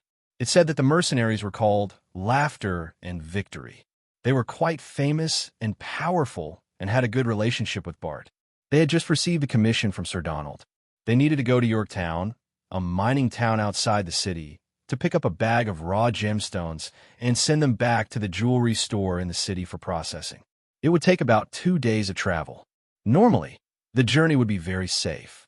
The team had received the same commission twice before, and there were no problems. It was just that Sir Donald would rather spend more money to ensure the stability of the supply of raw gemstones. That was why he kept hiring them. The original healer in the group, a grassland witch doctor, had returned to his hometown to get married. The mercenary leader, Jerson, was also very cautious and responsible. He insisted on looking for a priest to fill the vacancy before leaving. So, Bart recommended Reynolds. It was a mission that was not dangerous. It was just a little difficult, and the reward was not much. Reynolds could only get 1 gold coin. However, money was not the main point. The main point was that the mercenaries were non-believers. At the same time, they were also well-known figures in the circle. If they could use this commission to build a good relationship with them, the Church of Mia would gain a very valuable connection. Mercenaries had always been a frequent customer of the church. Since they lived on the edge of the blade, they often needed to work with the church. They were an important source of income for many of the churches. It was just that Mia's cult was too destitute in the past, so they were unable to make contact with the church. But now, the shop owner was kind enough to deliver the opportunity to them. Reynolds naturally understood the shop owner's good intentions. It would be best if they could turn these mercenaries into believers. Then, the number of believers of the church would be significantly increased by as much as 50%. Even if the mission failed, he could still build a good relationship with them. Wouldn't that be great?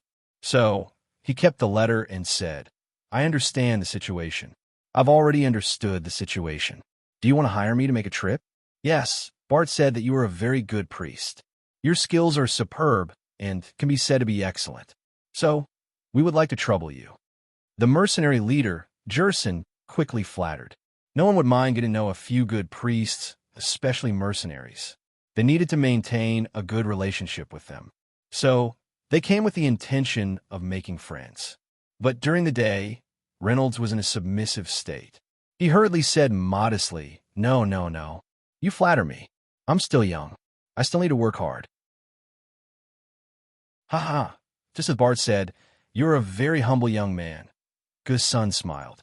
Reynolds had left a good first impression on him. He had seen a lot of young people. Most of them were young and full of vigor, proud and arrogant. Someone like Reynolds, who was modest and cautious, naturally left a good impression on him. "Let me introduce you to my teammates first." As Gus Sun spoke, he introduced the other 3 to Reynolds. That powerful Annie was his wife. Like him, she was also a grade 5 veteran warrior. Her name was Shauna.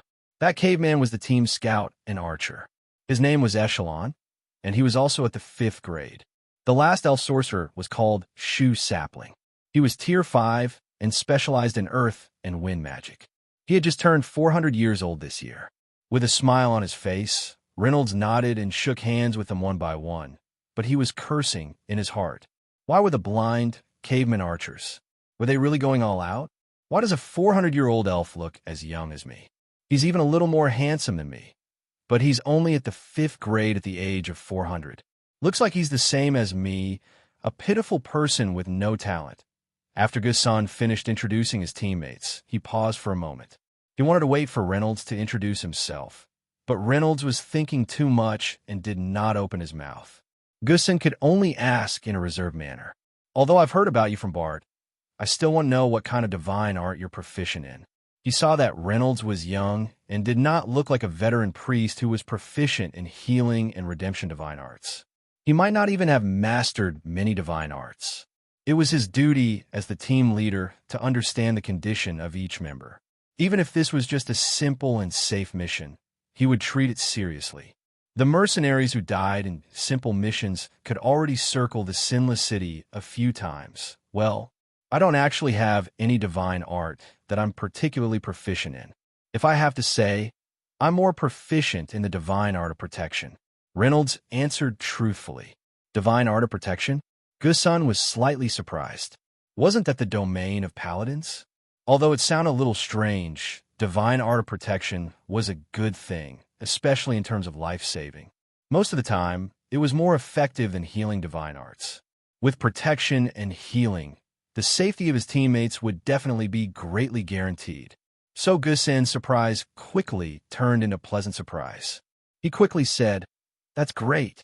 Our team needs an expert like you. Welcome to laughter and victory." although it's only temporary. Let's bring laughter and victory to our employer." With that, he took the initiative to shake hands with Reynolds and agreed on a time to depart the next day. Just like that, they temporarily parted ways. This is a good thing. I didn't expect to be able to get in touch with the mercenaries so quickly. I've been worrying about how to get in touch with them. The old bishop, who had been listening silently, suddenly spoke up. Moreover, they haven't visited the cathedral. They should be non-believers, right? You can also try to preach to them. Reynolds nodded and replied, "Although I haven't preached much, I've seen you do it before. I'm still very familiar with the process. I still remember what you taught before. The key isn't words, but actions." The old bishop smiled and nodded. "That's right. Our every word and action is the best interpretation of the teachings." Renaud suddenly asked, "What's the matter? But if that's the case, it's fine during the day, but how am I going to explain the teachings to them at night? Are you going to capture a cultist and demonstrate how to make people repent and forget about disputes? But I've never been good at capturing people alive." This cough cough, the old bishop coughed awkwardly and hurriedly advised, "Everyone will be tired at night. You don't have to explain the teachings. Rest well. It's best to do these things during the day. And if we preach at night, want to be like a cult? That's not good." Reynolds thought about it and felt that it made sense. Therefore, it was better not to do these things at night and preach during the day. Then, he returned to the garden to look for Avina.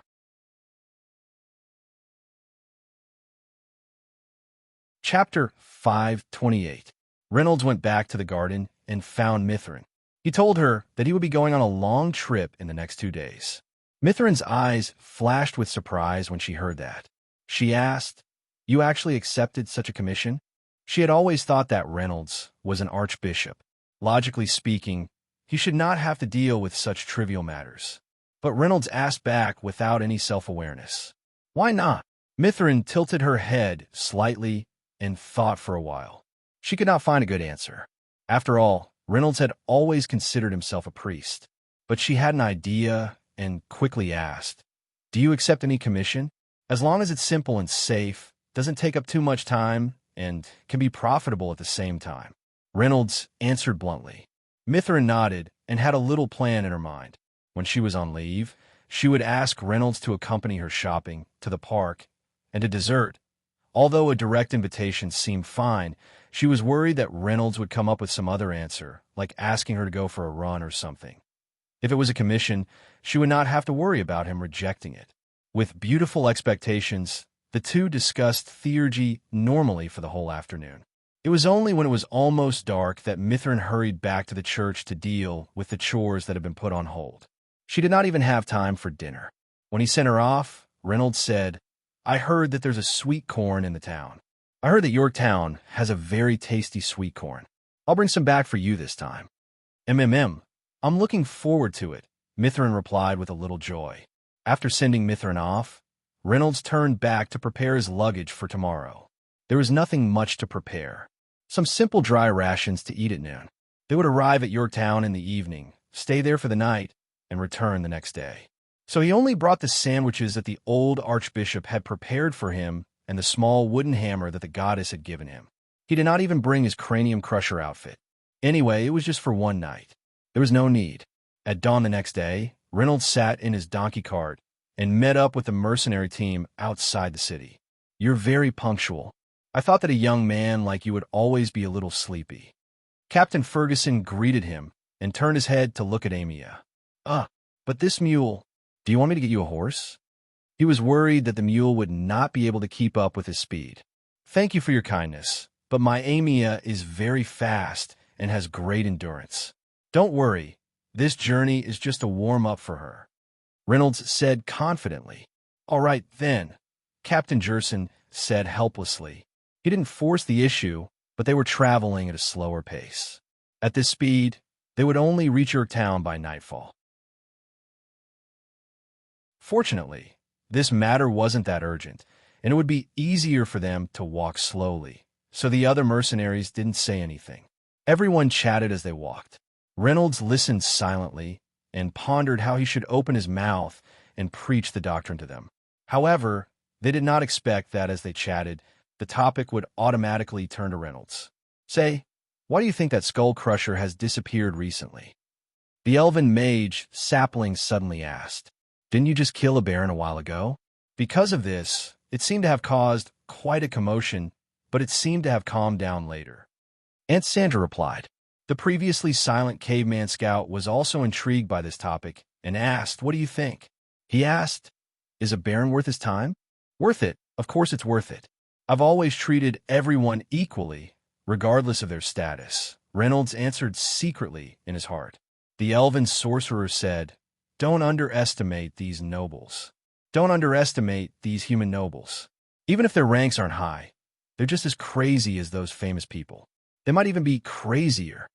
He then said with slight disappointment, but I was looking forward to seeing what kind of shocking crimes he would commit when he returned from a long trip, like the orphanage tragedy. Wait, wasn't that 3 years ago? I almost forgot. And you still remember? Reynolds was speechless as he cursed in his heart. This so-called orphanage tragedy was caused by a rather famous philanthropist in the Sinless City. On the surface, he was running a charitable foundation dedicated to taking in orphans and establishing an orphanage. He was a kind-hearted philanthropist, but behind the scenes, he embezzled the charity funds, abused the orphans, and even forced them to beg and steal. Reynolds was only 15 years old that year. The old bishop happened to pick up a little girl in the suburbs and kindly sent her to the orphanage under the foundation's name. A few days later, he saw her with her legs broken and eyes blinded, begging on the streets. After some questioning, the old bishop found out the whole story and found out the person's crime. That night, Skull Crusher struck hard. That was the busiest night for Reynolds. He was busy the whole night. None of the sinners escaped. The headless corpses knelt in a circle on the ground, as if they were performing some evil ritual, causing people to think that Skull Crusher was a cult member. However, all the orphans and the innocent employees were unharmed. After the case was revealed, people knew the hidden evil behind the orphanage and also understood Skull Crusher's righteous act. The orphans were also sent to an orphanage run by a large sect and were properly taken care of. In the next few years, no one dared to do anything similar.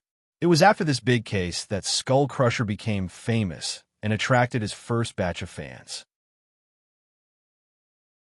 At that time, Undine, who was in charge of investigating the case and was only a private, was one of them.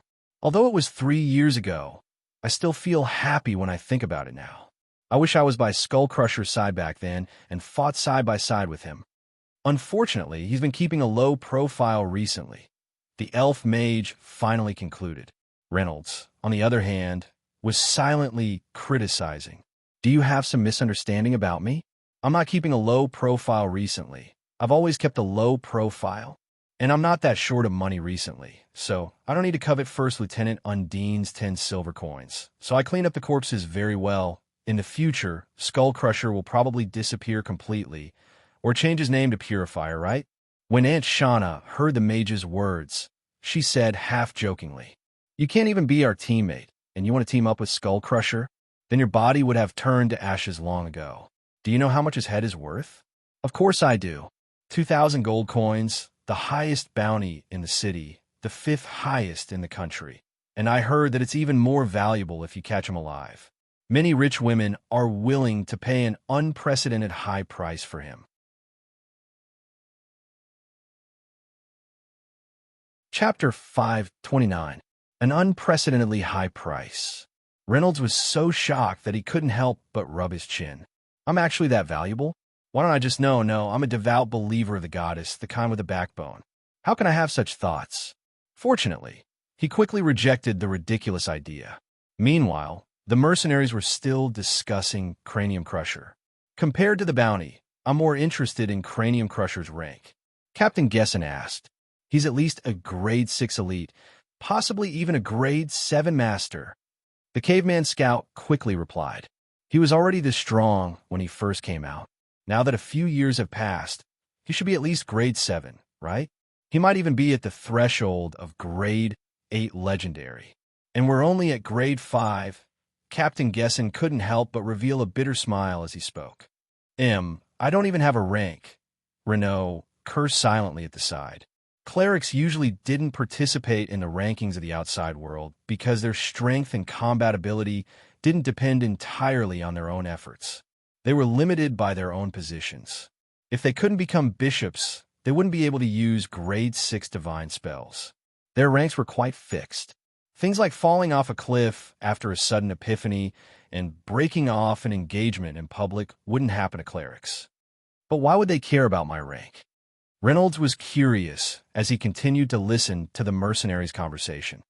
Captain, from what you're saying, you're not thinking of capturing Cranium Crusher, are you? The elven mage asked. Ha ha, it's a 2,000 gold bounty after all. It would be a lie to say that I don't want it. If there's a chance, of course I'd. Hiss. Gesson was halfway through his sentence when he suddenly felt that something was wrong. He quickly drew his sword and looked around nervously.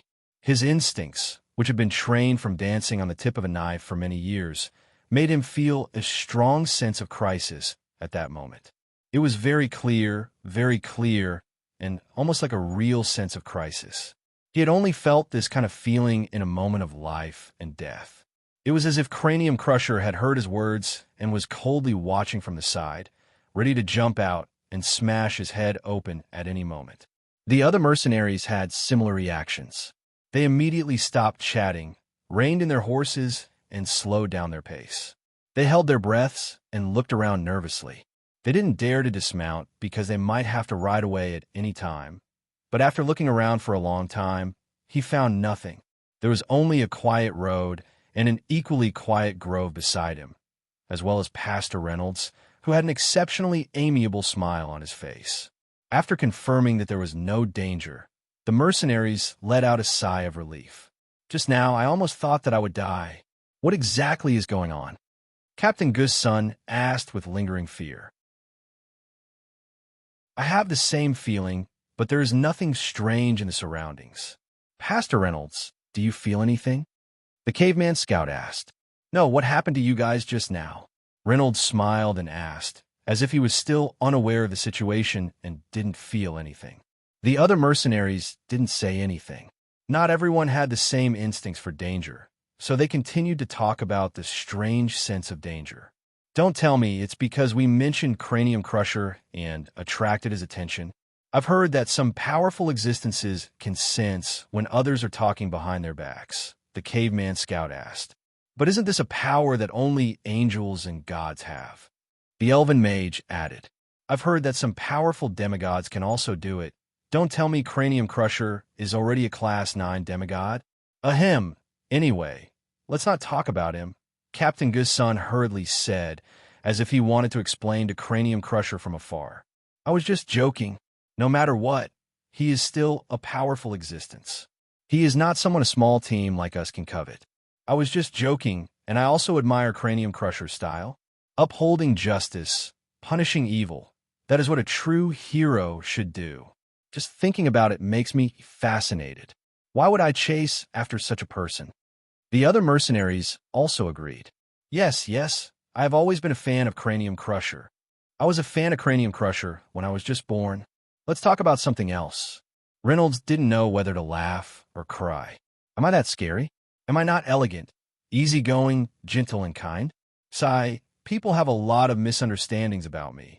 As for these mercenaries, he thought about it and decided not to recruit them into the church. These people valued money too much, and fighting and killing every day was not in line with the church's image of kindness. But the business could still continue.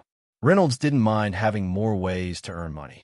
Although the days were getting better and he had a new church, he still wanted to build a bigger, more luxurious church in a better location. It would still require a lot of money. While thinking, he patted Amelia's back, indicating for her to be quiet and pull the cart properly. Amelia's eyes lit up just now. Just like that, the group didn't talk much for the rest of the journey. They traveled in silence, and their speed was slightly faster than expected. At dusk, they could already see the outline of Yorktown. Yorktown was located deep in the mountains, and there was only one road leading in and out. But thanks to the surrounding mineral veins, the town was developing quite well. It was beautifully built and had a population of more than 2,000. Most of them were miners and blacksmiths. There were no more accidents along the way, and no bandits or beasts appeared.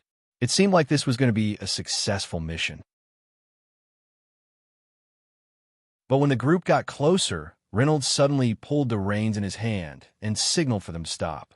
Something's not right. He smelled something different in the air. Captain Jerson didn't look down on his opinion just because he was young. He quickly stopped the group and had the caveman scout come closer for a closer inspection. The caveman quickly dismounted and found a big tree nearby. It climbed up nimbly and looked in the direction of Yorktown. The series of movements looked so professional that it almost forgot that it didn't even have eyes. The caveman's hearing is a few hundred times more sensitive than ours. They can use the sounds they hear to construct images in their minds. Their ears are their eyes, and they can see further and more than us. Captain Gesson explained from his side. Chapter 530. The caveman scout lay on the tree branch and looked in the direction of the town for a while before coming down from the tree. I didn't find anything unusual, but I do feel a little uneasy. It's a little different from the last time I came here. Hearing him say this, Captain Jerson turned his head to look at the gradually darkening sky and said, "That's right. Since both you and Pastor Reynolds have said so, then it's best that we don't enter the town tonight. Let's wait until dawn tomorrow to investigate." "I'm sorry, Pastor Reynolds, but we might have to camp tonight." The captain's choice was a little cowardly, but it was understandable. Entering a small town with hidden dangers at night was undoubtedly a very stupid move. Reynolds didn't mind. Before he moved to the Sinless City, he and the old bishop often slept in the open, living the life of an ascetic. Sleeping in the open wasn't stressful for him, and he even missed it a little. This team of mercenaries was indeed professional and well-prepared. Although it was only a day's journey, they still brought along their tents. The captain immediately found a suitable place to settle down in the woods by the road and hurriedly set up the tent. He then went to find some dry wood nearby and start a bonfire. "When we came here last month, everything was fine. What do you think will happen in this town?" The elven mage asked uneasily. Maybe he suddenly believed in some cult? For such a peaceful and remote town to suddenly have a situation like this, the biggest possibility was the spread of evil cults. They had encountered such dangers several times before, such as being besieged by an entire village of evil cults or being chased by evil cult apostles. But Reynolds said in a very certain tone, "No, there's no evil cult aura there." The mercenaries couldn't help but feel a little puzzled. This place was still a few kilometers away from the town. How could you be so sure that it had nothing to do with the cult? However, no one questioned Reynolds' judgment. Captain Jerson followed up. "We'll know when we go in and take a look tomorrow morning.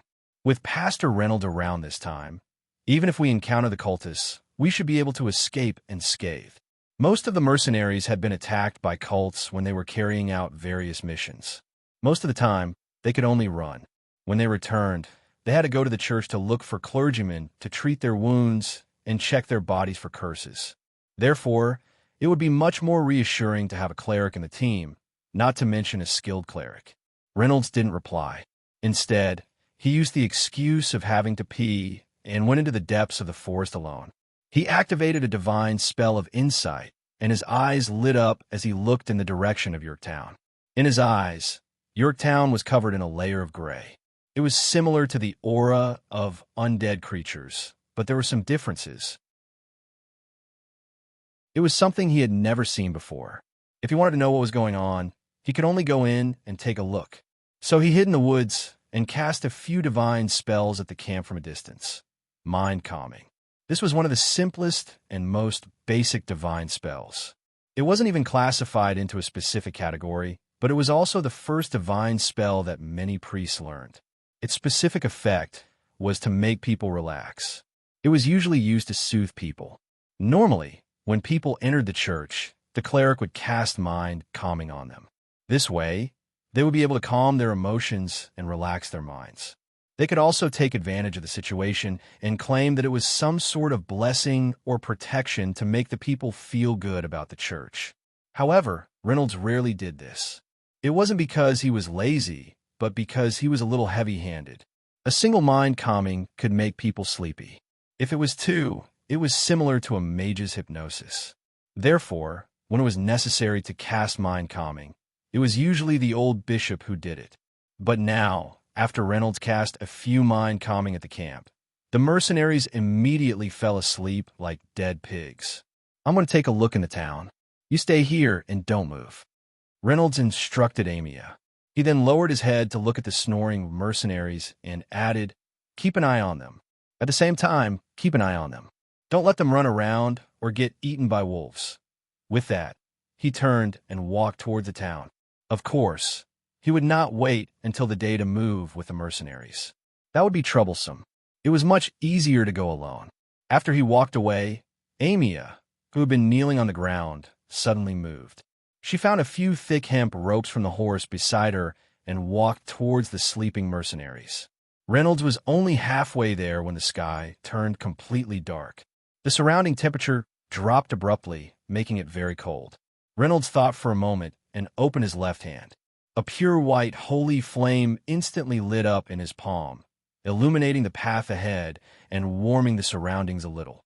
As the main weapon of a cleric, the holy flame had more than one use. In fact, there were many divine spells related to the holy flame, and their ranks were different. For example, the holy flame that Reynolds was currently using was the most basic tier 4 holy flame. In theory, the tier 4 holy flame did not have any killing power. It could only be used to dispel evil spells and purify curses. At least, that was the case when used by a cleric. There were also the tier 5 flame of protection and flame of punishment, and the tier 6 flame of purification and flame of judgment. Reynolds preferred to use the tier 5 holy flame. It was easier to activate and more convenient to use than the tier 6 holy flame. Its power was not much weaker than the tier 6 holy flame. However, if he only needed light and warmth, the tier 4 holy flame would suffice. If he used the tier 5 holy flame, the holy aura it emitted would be stronger, and it might alert the enemies and scare them away. Reynolds walked for about 10 minutes and arrived at Yorktown. It was very quiet along the way. Not even the chirping of insects could be heard. A mud wall was built around Yorktown to fend off wild beasts. 2 guards in leather armor stood at the entrance, holding a mud spear in their hands. When they saw Reynolds coming, their eyes instantly focused on him. They stared at him without blinking, but they did not say a word. Only the corners of their mouths were slightly raised, revealing a strange smile. Hello, I'm a passing cleric from Mia's cult. Reynolds took the initiative to greet them. The 2 guards still did not say a word. They just looked at him silently. Is your mayor here? Reynolds asked. The 2 guards pointed in a certain direction as an answer. Thank you, Reynolds said politely. He walked past the 2 guards and walked into the town. The guards did not stop him. Instead, they stood still. Their eyes were fixed on Reynolds, following his movements and turning their heads. When Reynolds was behind them, their heads had already turned 180 degrees. The strange smile on their faces was still there. Chapter 531. The streets of the town were very quiet. Reynolds was the only pedestrian. Although it was already dark, a town with thousands of people shouldn't be like this. On the other hand, the houses around the street opened their windows one after another. The residents inside stood by the windows and stared at Reynolds like the 2 guards. Their gazes were complicated and strange. There was a normal curiosity, but there was also a certain hostility hidden deep within. They had the same strange smile on their faces. It was as if they were sizing up a delicious meal. The surroundings were deathly silent. Not a single extra sound could be heard. Reynolds continued to walk deeper into the town. Along the way, more and more windows were opened. More and more residents stared at him. It was as if the whole town was staring at him. Reynolds, who enjoyed the silent stares, couldn't help but feel a little uncomfortable. He regretted being lazy and not bringing Cranium Crusher's outfit with him. Finally, Reynolds arrived at a square in the middle of the town. Many residents were gathered here. They stood straight like wooden pillars with their backs to him. When they felt someone approaching, they turned their heads 180 degrees and looked back at him with a smile. Their open mouths revealed rows of white teeth, as if they couldn't wait any longer. "Can any of you speak?" Reynolds asked. The crowd moved a few steps, revealing a figure in the middle of their encirclement. The man was dressed decently and wore a gorgeous golden necklace around his neck, making him look rich and imposing. He looked like a big shot like the mayor of a town, but his eyes were suffused with a touch of dark green, as if there were two balls of fire dancing in them. He first sized up Reynolds, then looked at the sacred flame in Reynolds's palm. A different smile appeared on his face, as if he was mocking and ridiculing Reynolds. After carefully sizing up the other party for a while, Reynolds asked tentatively, "A lich? Hee. Although you are weak, you don't seem to be stupid," the mayor replied. His voice was low and hoarse, as if he had just crawled out of the ground. "You really are a lich. But why do you look like this?" Reynolds asked curiously. Liches were a very special type of undead creature. They were all transformed from mages who didn't want to live long enough. At the very least, they had the strength of a 7th rank master mage, which was the so-called Great Magus rank. Not only did they possess all kinds of powerful magic, but they also mastered the even more dangerous necromancy. Coupled with the undead creatures under their control, a single one of them was an army. Their strength was abnormally terrifying, far beyond the scope of the 7th step. If people wanted to take down a lich, they would need to gather a lot of people, take a huge risk, fight a bloody battle, and pay a heavy price before they could defeat the lich. It was difficult to truly kill a lich. They had phylacteries, which were used to protect their lives. As long as their phylacteries were not destroyed, their souls would not be destroyed. They could reincarnate at any time. Fortunately, most liches kept a low profile and hid in the undead kingdom of Do-It, rarely appearing outside. Moreover, their appearances should be skeletons and not this fat, bald fatty in front of him. That was why Reynolds was particularly curious. "Interesting. You dared to come to my domain just for this ridiculous curiosity? Who gave you the confidence? Is this a pitiful 4th rank holy flame?" The lich mocked mercilessly, the flames in his eyes jumping again. A group of residents rushed out from behind Reynolds, taking heavy and sluggish steps, surrounding him in the middle of the square. Reynolds didn't answer his question, but continued to ask, "You intend to turn the residents here into living corpses?" "Kakik, I'm only bestowing them with eternal life." The lich laughed strangely and continued, "Come join us. As a reward for making me laugh, I'll let you retain some of your consciousness and turn you into a vengeful spirit." A vengeful spirit made from a priest, what would it be like? I'm really looking forward to it. The lich's malice was very obvious, but Reynolds was not anxious and continued to ask, "Why are you so impatient? Can't you be more patient? I still have a lot of questions to ask. Don't you liches like to answer others' questions and show off your knowledge and abilities?" These words sounded a little strange, causing the lich to be stunned for a moment before asking, "What are you talking about? You met other liches before?" "Yes, I've met a very kind lich. He answered many of my questions and gave me a lot of understanding about liches. Unfortunately, his patience was only slightly better than yours. He didn't answer many questions before attacking." The lich was stunned for a moment. "You actually managed to escape from a lich? Perhaps I've underestimated you." Reynolds hurriedly waved his hand and explained, No, I didn't escape.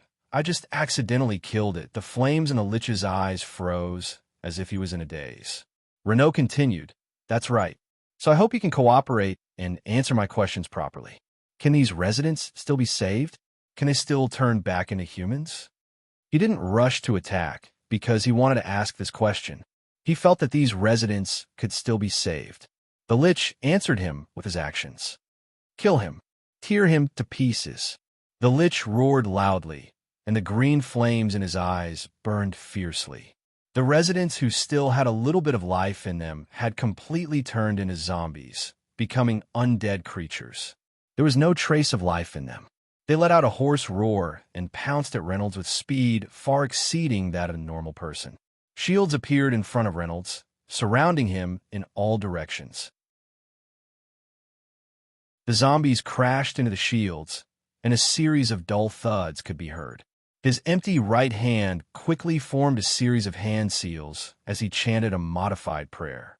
Flower of hope connected to the fetters. Then he casually scattered the sacred flame in his left hand in front of him, as if he was scattering flower petals. At the same time, he softly said to the residents who were already beyond saving, "Sorry." The sacred flame that was originally the size of a small flame suddenly exploded into a large amount of fine dust, and with Reynolds as the center, it spread to the surroundings.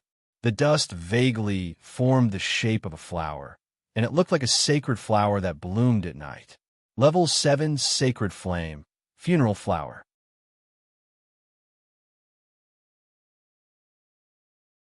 Chapter 532.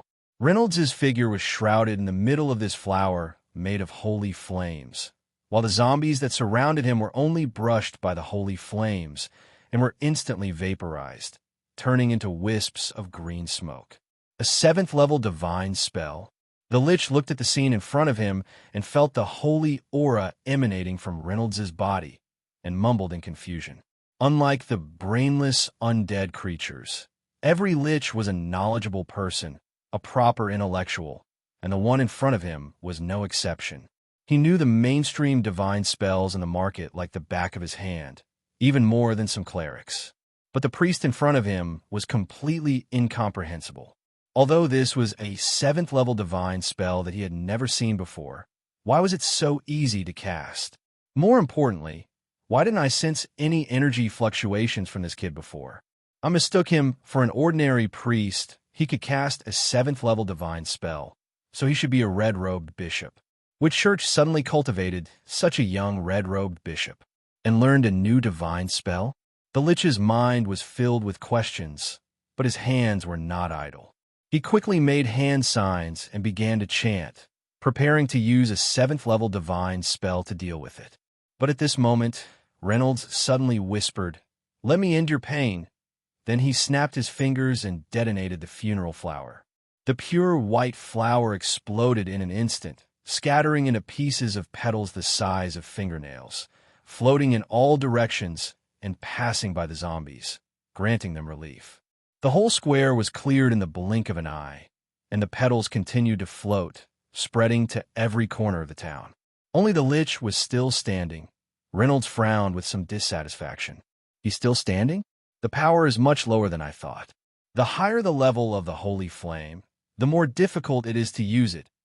Ever since he mastered this 7th-level divine spell, he had not found a good opportunity to test it.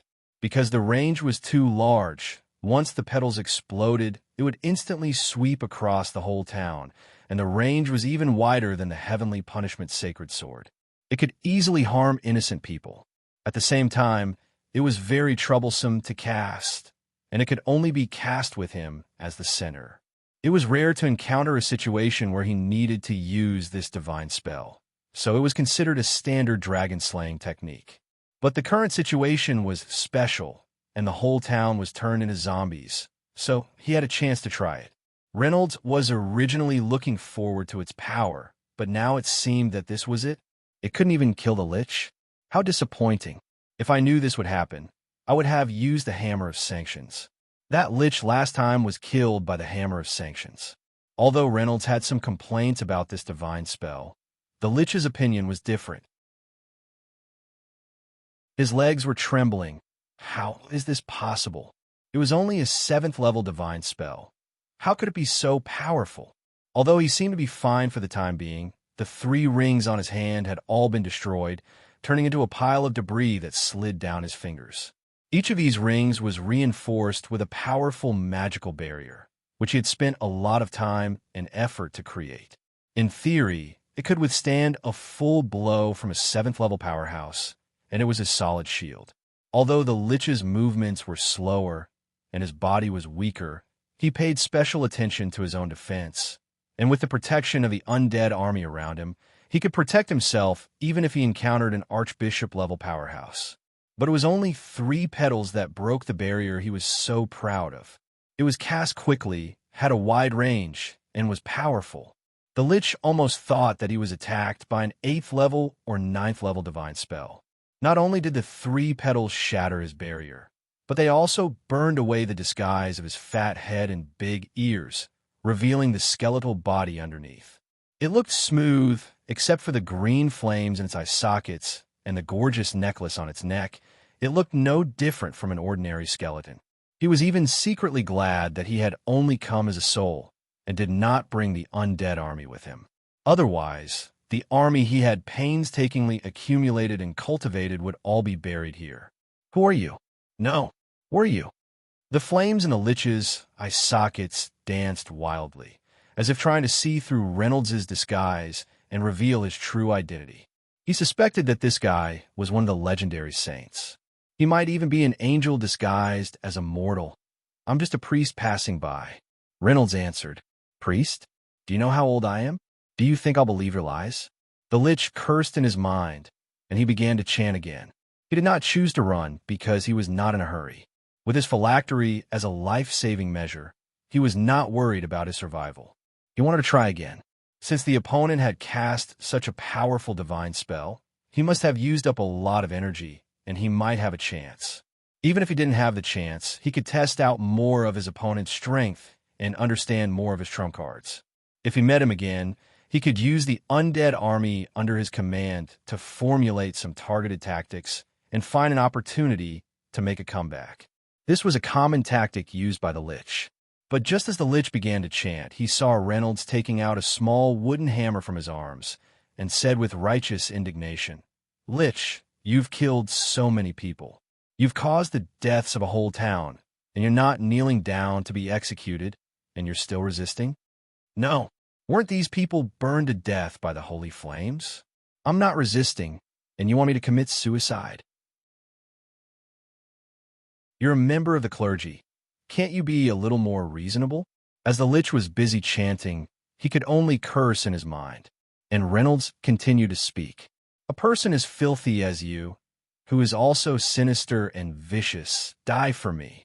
After saying that, he threw the wooden hammer at the Lich from afar.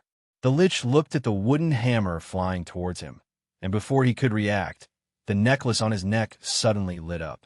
In the next second, the flames in his eye sockets disappeared, and his body scattered into a pile of broken bones. A moment later, in the kingdom of the dead in Duet, a skeleton suddenly sat up from a coffin. The Lich, who suddenly changed into a new body, looked around and realized what was going on. The phylactery's self-protection mechanism took effect. It transferred my soul away. This means that the wooden hammer is very dangerous, and it might destroy my soul directly. There's such a terrifying thing in this world. Chapter 533. Due to the fact that the phylactery was an unreasonable existence, it was very difficult to kill a Lich. They could run away as soon as the situation went south, and it was impossible to catch up with them. Therefore, the best way to kill a Lich was to kill it in one hit. Reynolds had done the same thing when he met the Lich last time. He had directly endured the attacks of the undead creatures and the bombardment of magic, and forced himself to close in on the Lich. Then, he had used the Hammer of Sanction, a divine spell with high explosive power, to smash the Lich's head into pieces, not giving it a chance to escape. As long as you were killed in one hit, it would be useless no matter how fast you ran. Too bad the power of the funeral flower is much weaker than the Hammer of Sanction. It gave the Lich a chance to escape. Reynolds said in a displeased tone. It was the first time he had received the divine weapon given by the goddess, and the second time he had met a rare Lich. He should have tested the power of the divine weapon, but the Lich had escaped, and the small wooden hammer had missed.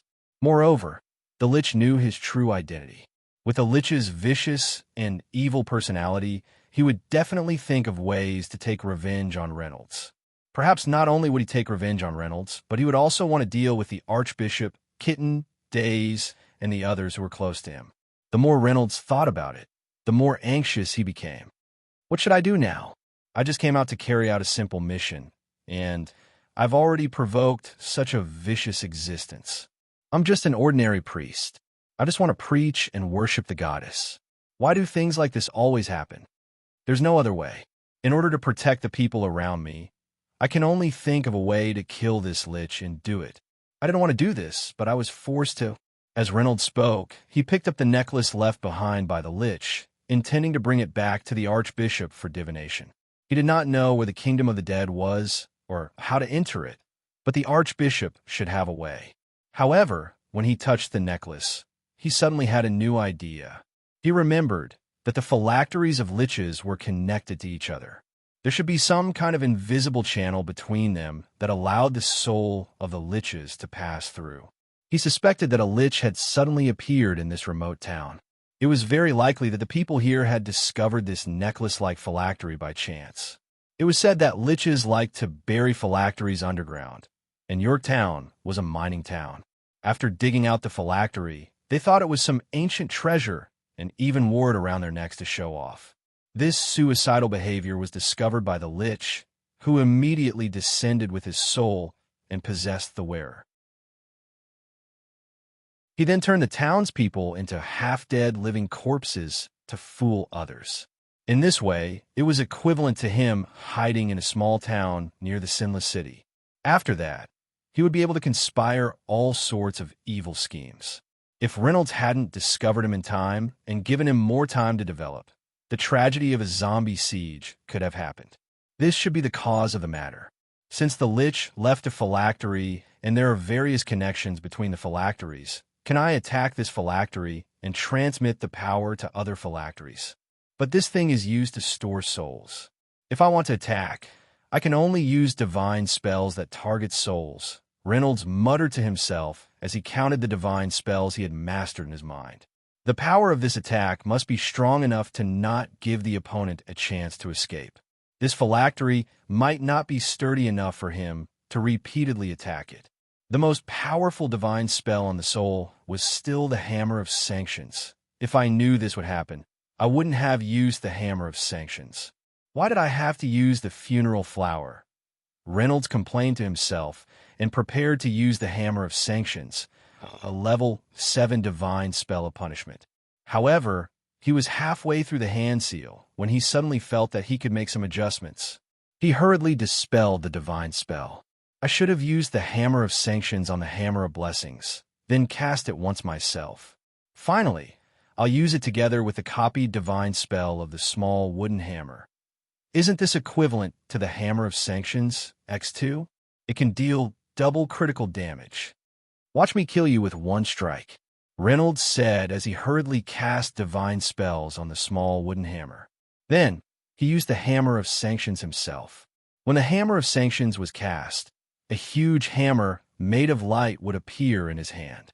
He had used it once against the female cult. The size of the hammer could be adjusted at will. Therefore, Reynolds adjusted the Hammer of Sanctions to be about the same size as the small wooden hammer so that the divine spells could be used at the same time. He had cast 2 level 7 divine spells in a row. In addition to the funeral flower, it meant that he had used 3 level 7 divine spells in a row in a short period of time. This kind of consumption was not a small burden even for him. It was inevitable that he would feel a little tired and hungry. Sigh, I've been getting better recently. I've been living like a prince and indulging in pleasure. I'm neglecting my training. Just 3 divine spells, and I'm so tired that it's like running a few hundred meters. Looks like I'll have to work harder when I get back and make up for what I've missed out on. Reynolds reflected on himself as he raised the small wooden hammer in his hand. At this time, the surface of the small wooden hammer was wrapped in a layer of shadow cast by light. It looked shiny. Boom. Boom. Boom. Reynolds roared and smashed his hammer heavily on the necklace. The hammer suddenly burst into a blinding light. The light instantly enveloped the entire town, and even the dark night sky was illuminated. When the light disappeared, the phylactery had turned into a pile of debris. Did I succeed? Reynolds could not be sure of the result. He could only carefully keep the debris and prepare to bring it back to the old bishop for divination. If he failed, he would have to think of a way to kill his way into the kingdom of the dead. Just as Reynolds was preparing for his attack, the lich who had escaped was lying on the desk, writing furiously. He was writing a letter to his mentor, a level 8 legendary lich. My undercover plan failed. I met a very scary priest. He looked very young, and I couldn't sense much energy waves. However, he had mastered a terrifying divine spell. I suspect that he may be a saint of some cult, most likely from the Holy Light cult. He easily broke my barrier and forced me to transfer my soul. As he wrote, he suddenly felt that something was wrong. It was as if something terrifying was coming towards him. He instinctively wanted to activate his defensive means, but just as he raised his finger, he felt his soul suffer a sudden heavy blow. In the next second, he did not even have time to scream before his soul was annihilated.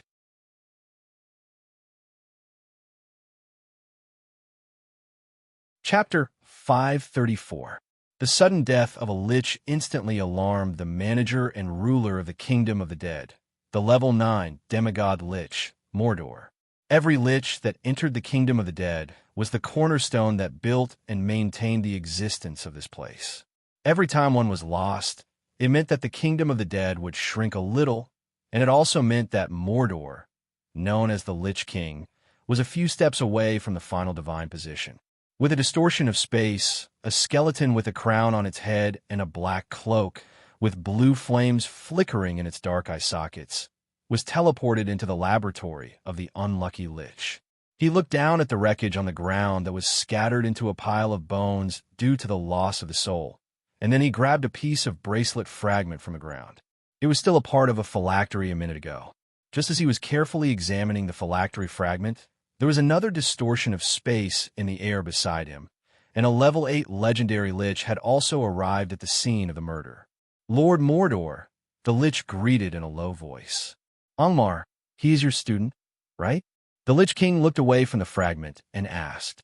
Yes, he was my student when he was alive, and he pursued me without hesitation, embarking on the path of death. He is only 800 years old, still very young. The legendary level lich called Angmar said as he picked up the unfinished letter from the desk beside him and continued, Don't worry, it's just a matter of time. He got an opportunity a month ago, and his soul descended into a remote town near the Sinless City, and he successfully went into hibernation, ready to make his move. But just now, he encountered a powerful enemy, a holy disciple of the Holy Light cult. He was forced to use an emergency relocation and successfully escaped back, but he did not escape the pursuit. Lich Angmar briefly repeated the contents of the letter before asking with some doubt, You're right.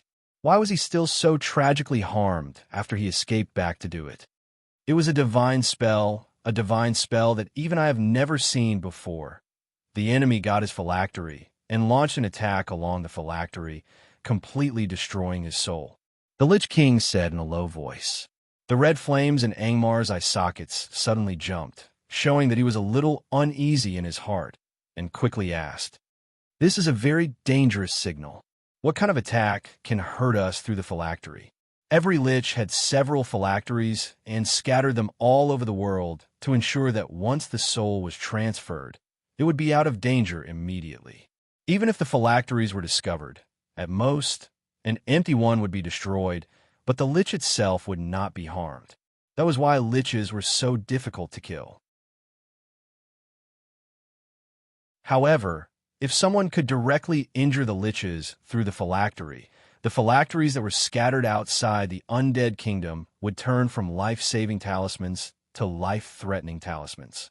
It was only a matter of time before the liches were wiped out. Pass down my orders.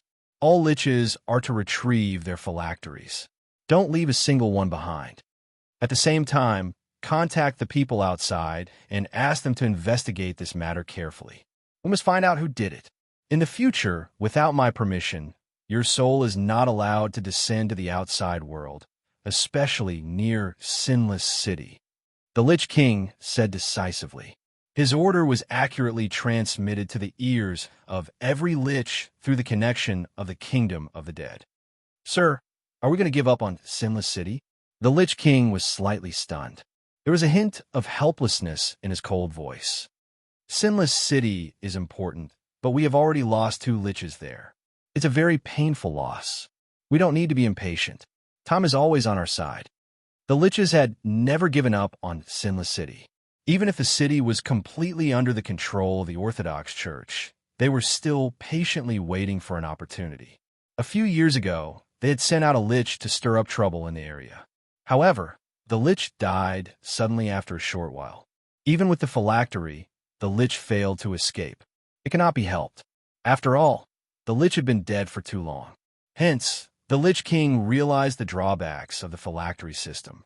He quickly gathered the liches under his command, and together, they developed a spell called emergency transfer. This spell allowed the liches to automatically transfer their souls when they were in danger. However, he did not expect the enemy to find a way to attack the lich's body through the phylactery. If the Lich King had not been dead for too long and had lost all his human emotions, he would have been so angry that his limbs would have turned cold and his body would have trembled. You could try to use divination. Maybe you can find some clues. After the Lich King gave the order, he continued, "But the enemy is a saint. If I use divination rashly, won't it attract the attention of the gods?" The Lich Angmar was a little scared. He did not have the slightest bit of righteous indignation or the thought of avenging his student. He no longer had such feelings. The gods nowadays can't even take care of themselves. The Lich King said solemnly. Angmar was slightly relieved. He quickly gathered the remains of his student and activated the divination that he was good at when he was still alive. He wanted to find clues about the murderer. However, he did not get any results. The divination was disturbed. Some powerful existence is protecting the murderer. How is that possible? The gods nowadays don't care about their believers in the mortal world. The flames in the Lich King's eyes danced. He was a little puzzled. Is it because the murderer's status is high enough? I can't divine it? Angmar asked again. However, he remembered that his student's letter said that the murderer was a young human. Let me give it a try, the Lich King said. Just when he was about to take the pile of remains from Angmar, something strange happened. A beam of light that was full of holy aura suddenly penetrated the sky of Duat that was always covered by dark clouds and fell on Angmar's body. The beam of light was pure and holy. The life energy contained, and it was like a surging wave. If it shone on a living person, it could instantly cure all their illnesses and injuries, regenerate their bones and flesh, and bring the dead back to life. However, if it shone on a lich, it would be the most fatal ray of destruction. Angmar suddenly let out a shrill scream. He did not even have the time to activate the emergency teleportation and was instantly burned to ashes by the beam of light. The whole process lasted less than a second. The Lich King had just realized what had happened when the beam of light disappeared without a trace. Your sect is too unruly. After thousands of years, the Lich King once again let out an angry roar. It was a loud roar.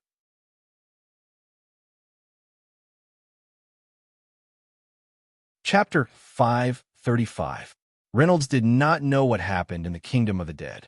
He cleaned up the scene, took the Lich's phylactery fragment, and hurriedly left your town. All the townspeople were killed by the Lich, and the whole town was empty. They were silently accusing the Lich of his crimes.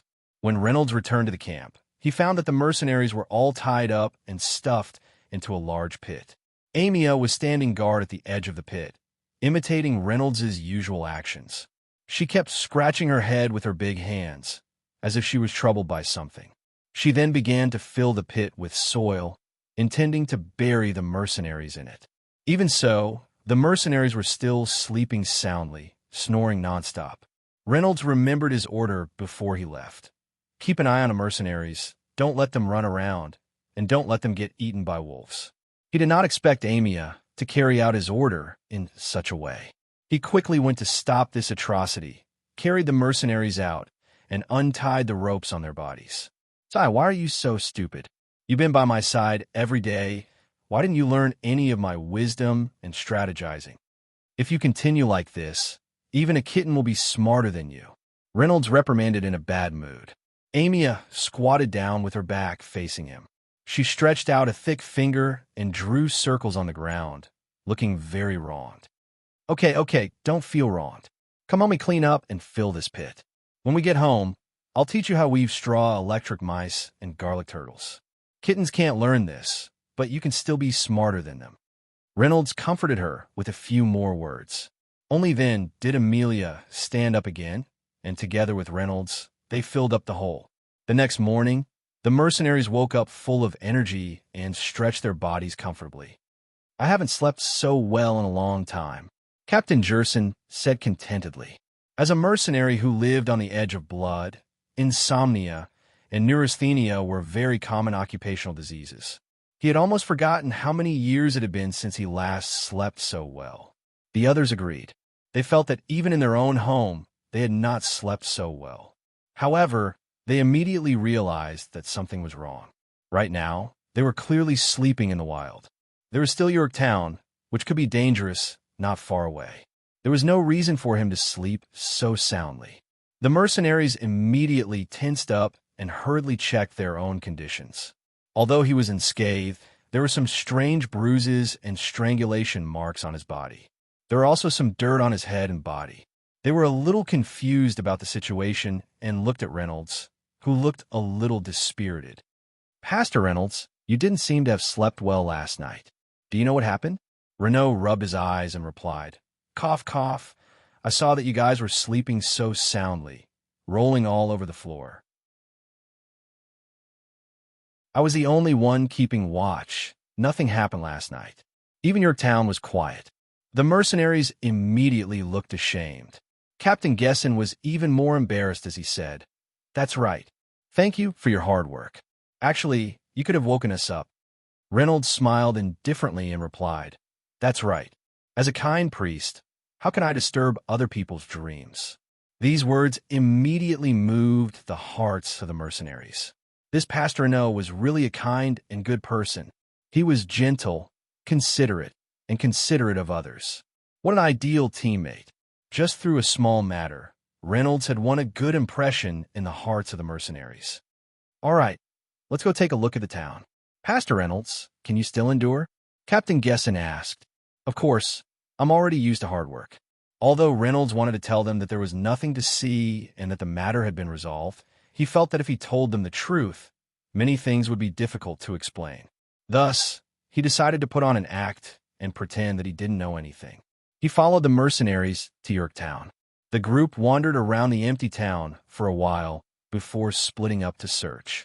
Finally, they met up at the small square where Reynolds met the Lich. "There's no one here. Weren't there people yesterday? How did they all disappear in a night? There are no workers in the mine, nor are there any traces of migration. All their belongings are still in the house. They seem to have disappeared into thin air. What happened here? Could it be the work of an evil god?"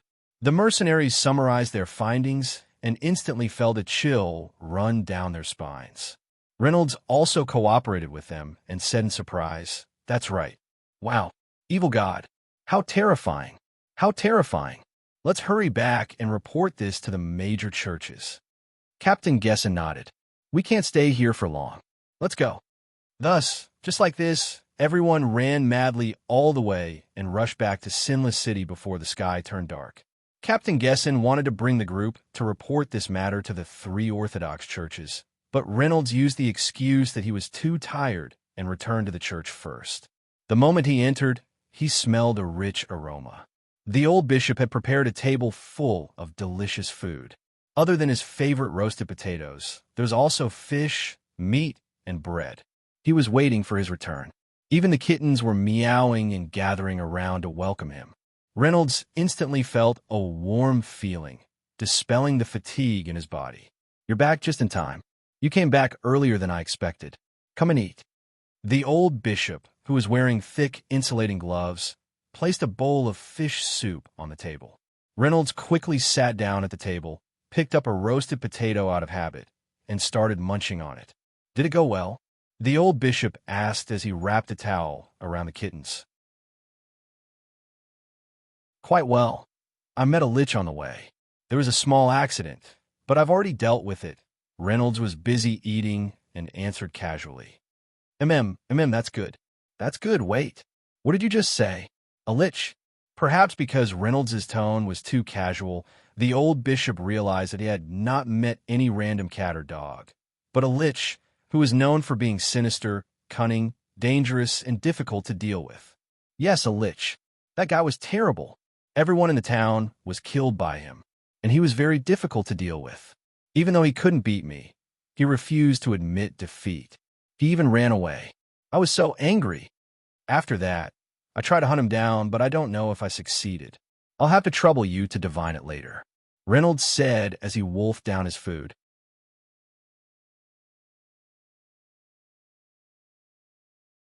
Chapter 536. Reynolds casually described his encounter with the lich, leaving the old bishop in a daze. For a moment, he didn't know how to respond. He didn't know whether to praise Reynolds or warn him. Fortunately, Reynolds had always been carefree and did not care much about this. Instead, he changed the topic. "Why aren't you eating? Eat, eat, eat. Eat first, eat first," the old bishop said repeatedly and buried his head in his food. After the meal, Reynolds cleaned up the mess and took out the fragment of the lich's phylactery for the old bishop to divine. After a simple divination ceremony, the old bishop said with some doubt, "The divination shows that the owner of this phylactery doesn't exist? Doesn't exist? Does that mean he's dead? Punished by justice?" Reynolds asked in a happy tone. "You can understand it that way, but strictly speaking, it's not that simple. You should know that death does not mean the end, just like how the goddess resurrected you. The disappearance of existence means the destruction of both the body and the soul, and all connections with the world will be erased. Simply put, in a few days, you will even forget that you ever met him," explained the old bishop, looking very solemn, and then asked why. "What kind of divine art did you use against him? How could you even erase his existence?" Renaud hurriedly explained how he managed to use the double critical strike hammer of sanctions and concluded, "This hammer of blessings is really powerful. As expected of a divine artifact bestowed by the goddess, its power is too strong. It directly hammered him into nothing." "Perhaps," the old bishop said hesitantly, but then he encouraged him. "This is also a good thing. It's enough to frighten those skeletons, so they won't dare to come to the world and cause trouble. You can be considered to have protected the peace of the world, spreading happiness and gospel. And now that you can deal with evil and dangerous things like the lich, it means that you have improved again. This is good. Keep it up, but don't be arrogant because of it. Remember to be humble and cautious. Only then can you continue to improve." "Yes, I will abide by the teachings," Reynolds said very seriously, but then he showed a smug smile and asked, "If I keep it up, will there be a day when I can catch up to Senior?" Actually, your Senior he's still much stronger than you, so don't slack off, keep working hard," the old bishop said reluctantly. Therefore, Reynolds suddenly became energetic again. He didn't feel sleepy anymore and immediately began to exercise. He planned to make up for the amount he had fallen behind in the past 2 days before going to rest. The kittens were also forced to exercise with him. When he did push-ups, the kittens lined up neatly beside him, rolling back and forth. It looked like they were acting cute. Renaud was still seriously encouraging them. "You're not allowed to be lazy. Look, you've been here for so long, but you're still not growing up. You're still like little furballs. If this goes on, when will you become tall and strong? If you don't work hard, even Amia will be smarter than you. I'm waiting to defeat the evil dragon with you in the future and seize its treasures. Let's do our best." And so, after a satisfying workout, Reynolds took a shower, lay down on the small bed, and began to apologize to the goddess. "It's rare for me to be away from home, but I forgot to bring you a souvenir. I hope you can forgive my carelessness." With that, he fell into a deep sleep. On the morning of the next day, Mia's cathedral welcomed a distinguished guest, a knight from the primordial chaos. As the leader of the paladins, the knight held the same position as the bishop, but he did not have to deal with the chores of the church. He only had to focus on training and leading the paladins and the crusaders. The knight was a handsome uncle with a handsome face. He was as generous as a vina, and the first thing he did was to toss 5 gold coins into the offering box. This was the standard amount of money a bishop would pay when visiting other churches.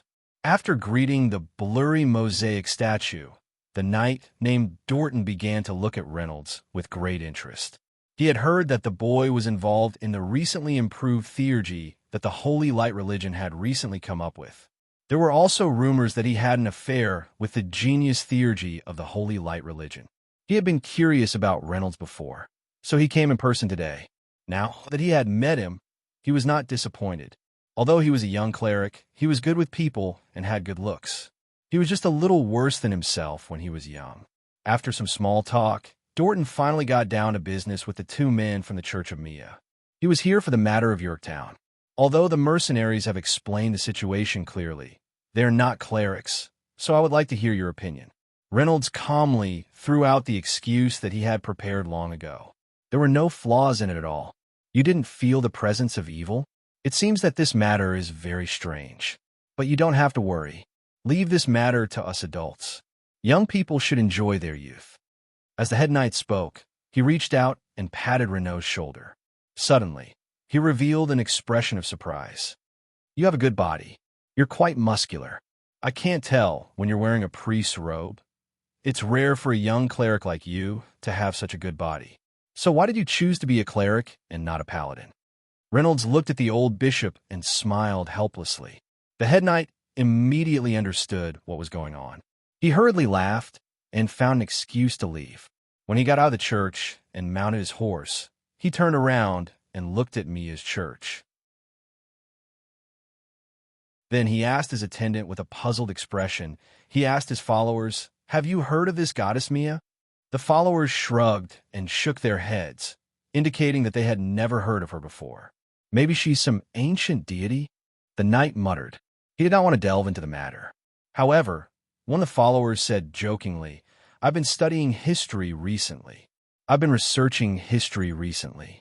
In ancient times, people didn't dare to use the god's honorific name as the name of the church. Instead, they would use the god's title or other pronouns, just like us and the other two families. It was only in modern times that a church using the name of a deity appeared. In addition, according to the grammar of the ancient common language at that time, the sound ya was actually just a modal particle. It didn't have any meaning. So, if this sect was really an ancient sect, then the name should be pronounced in modern grammar.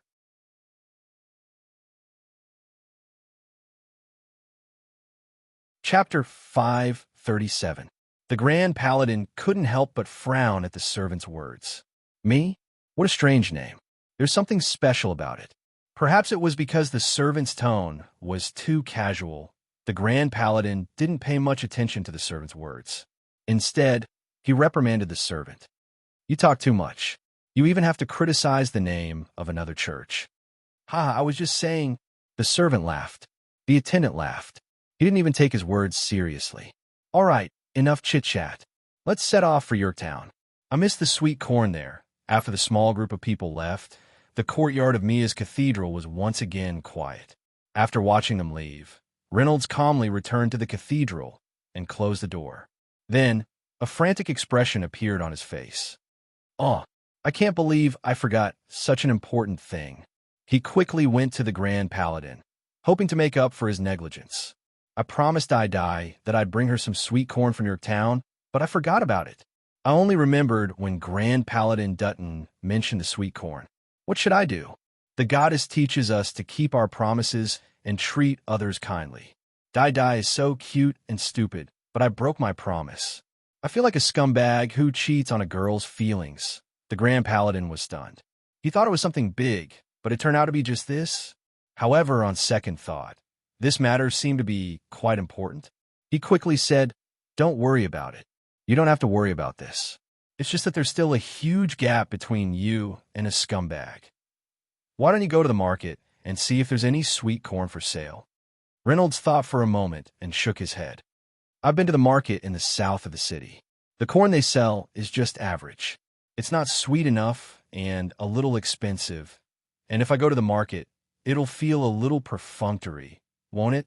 The Grand Paladin agreed. After some thought, he suggested, "You can go to Old Farmer's farm. Then you can go look for it in Old John's field. I remember his corn is pretty good too."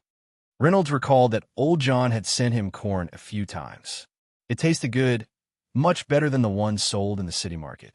So he made a prompt decision and set off immediately, driving Amia out of the city. After you find the corn, remember to come back and make it into a salad before sending it to her. Otherwise, Miss Avina won't be able to use the raw corn on the cob. The old bishop did not forget to remind him, probably because the goddess didn't want Reynolds to be a scumbag. He was lucky. Old John happened to harvest a batch of corn, and when he heard that Reynolds needed it, he gave him a big bag for free. Reynolds hurried back to the church and rushed straight into the kitchen. Following the old bishop's instructions, he peeled the corn kernels and blanched them in the water. Finally, he mixed them with the other vegetables and salad dressing that the old bishop had prepared and put them in a lunchbox. This way, even if he personally made a corn salad for Avina, he would be full of sincerity. Reynolds rushed to the church street before lunchtime and arrived at the entrance of a Xinguang cult's cathedral. 2 crusaders at the door stopped him. "May the light of my Lord shine on you forever. May I ask what you need?" I'm here to see Bishop Avina," Reynolds hurriedly replied. The 2 crusaders showed a suspicious expression, looked at each other again, and then asked, "What's the matter? You are Pastor Reynolds?" You know me?" Reynolds was a little surprised. "Of course, it's not just us. Even our archbishop knows you. Welcome, Pastor Reynolds. Please come with me," one of the crusaders said as he enthusiastically led Renaud into the cathedral. Although it was called Church Street, the actual area it occupied was equivalent to a district. The so-called cathedral was not just a bare church, but a set of religious buildings that occupied the entire street. This was just one of the chapels, and it was 3 times bigger than the Numia church. The entire church was extraordinarily imposing, and rich. Reynolds was a little dumbfounded by the sight. Needless to say, the popularity was even more impressive. Even when it was almost lunchtime, believers still came in an endless stream. It was more lively than a market. Is this the style of a great cult? The gap is really big. Reynolds couldn't help but sigh in his heart. Staying in such a place made him feel a little ashamed. Fortunately, he quickly adjusted his heart and secretly made a decision. "I'll work hard in the future and earn a cathedral like this for Godmia." The Crusaders led Reynolds all the way to the back of the church, where the clergy worked, and finally led him to the door of a classroom. Avina was teaching the clergy inside, and the topic was the improved cure disease. The blackboard behind her was filled with beautiful handwriting, and most of the content was familiar to Reynolds, which was the topic that the 2 of them had discussed before. The clergy below were studying seriously, copying the content on the blackboard. Looking at this scene, Reynolds felt a strange warmth in his heart, as if he was the one teaching the clergy. Avina did not let Reynolds wait for too long, and soon announced the end of the class. She walked out of the classroom with a tired face, and then saw Reynolds standing outside the door, waiting for her. Her pair of sapphire eyes suddenly turned cold. "Pastor Reynolds?" Avina's usually calm voice had a hint of surprise, probably because she did not expect Reynolds to take the initiative to look for her. She quickly walked over, almost burrowing her head into Reynolds' arms. "I've returned from Yorktown, and as promised, I brought you some sweet corn," Reynolds said with a guilty conscience as he hurriedly handed over the lunchbox. Avina quickly took it carefully and held it tightly in front of her chest. I made it into a salad. I don't know if it's good," Reynolds continued. If it was the previous Avina, she would not have cared about the taste of the food and would have just said a few perfunctory words. But now, Avina had read a few more books and learned more knowledge and experience. She took the initiative and grabbed Reynolds' arm and shyly asked in a soft voice, "Let's eat together, okay?" Reynolds actually wanted to reject, but he just happened to feel a little hungry, and he also wanted to know how the food in this magnificent church tasted like. So, Avina pulled him by the arm and left the classroom and walked toward her living quarters. The 2 of them attracted a lot of attention as they walked. Some were surprised, some were amused, and some were hostile. But it was only hostility, not killing intent. Too bad.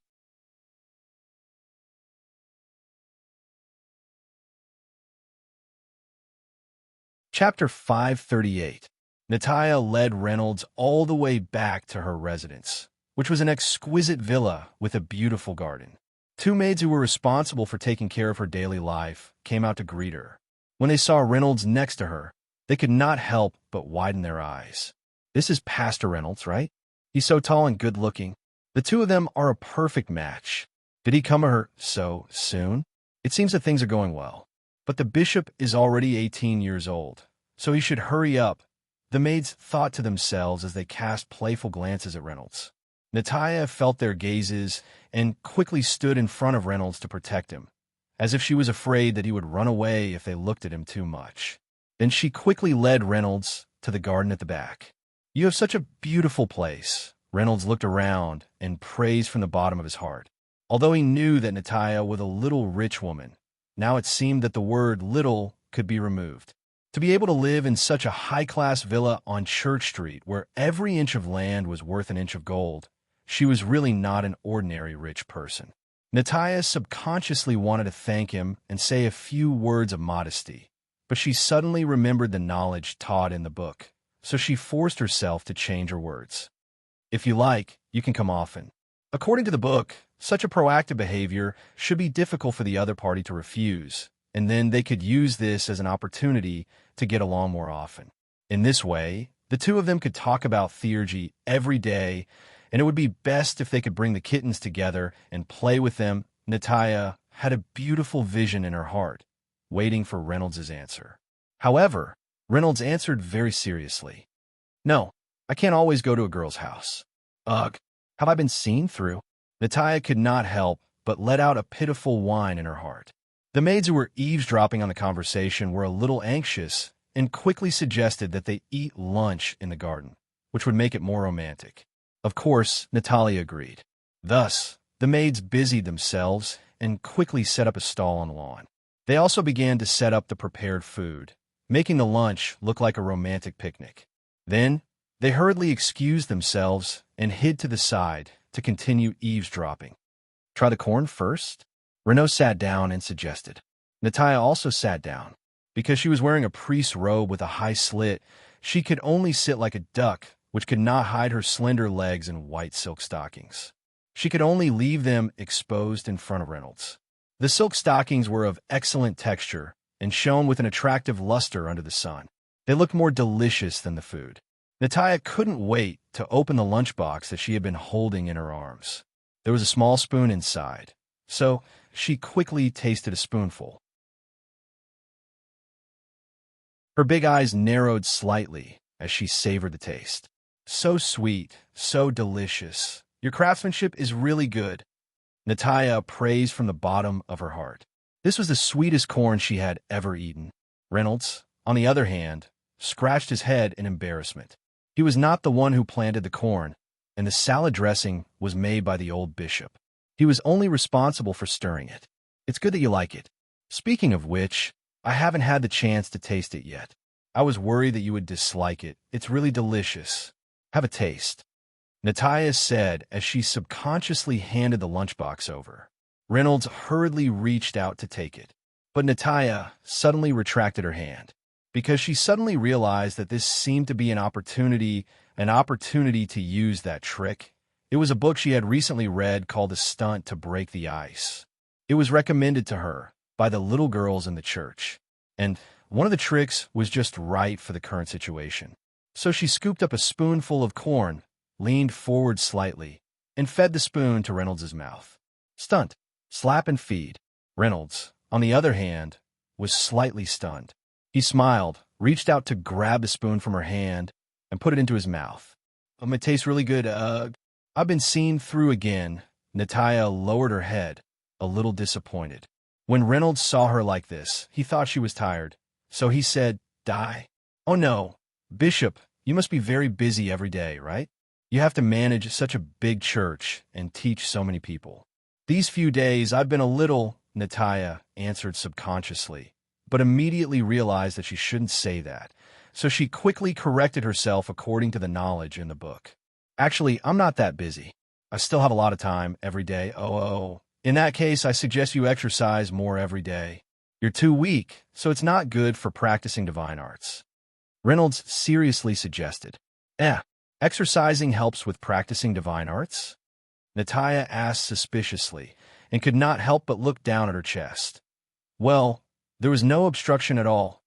Of course, many divine arts are quite tiring to use. I was not in good health when I was young, so I could only use divine arts a few times. Later on, I worked hard to exercise so that I could use divine arts more often. Reynolds was telling the truth. A few years ago, his body wasn't as good as it was now.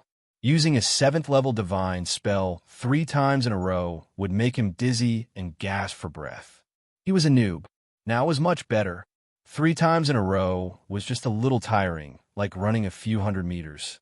Usually, when he exercised, he ran in kilometers. As for how many divine arts he could use in a row, he had no idea, because he had not met such a powerful enemy yet. In the end, Natalia decided to believe Reynolds because she believed that a good person like Reynolds would not lie to her. Then how should I exercise? For a girl, it's better to do some light exercises when you're new. Start with running. Remember to run on your own. Don't use divine arts to help. Reynolds seriously suggested. Then I'll give it a try. Natalia nodded blankly. Just like that, the two chatted while enjoying a sumptuous lunch. After lunch, it was almost time for Reynolds to leave. Although Natalia wanted to spend more time with him, she still had a lot of things to do in the afternoon. So she stood up and was about to send Reynolds off. However, as soon as she stood up, she suddenly felt a little numb in her legs, but it was not a big deal.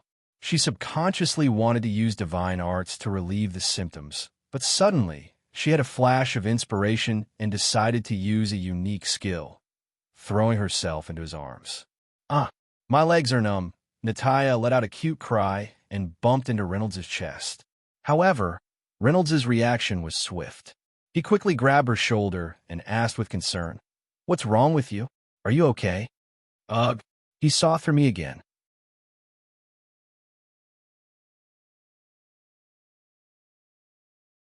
Chapter 539. In the end, Natalia waved her small hand and reluctantly sent Reynolds away. She still had a lot of work to do in the afternoon and a lot to say. She felt tired just thinking about it.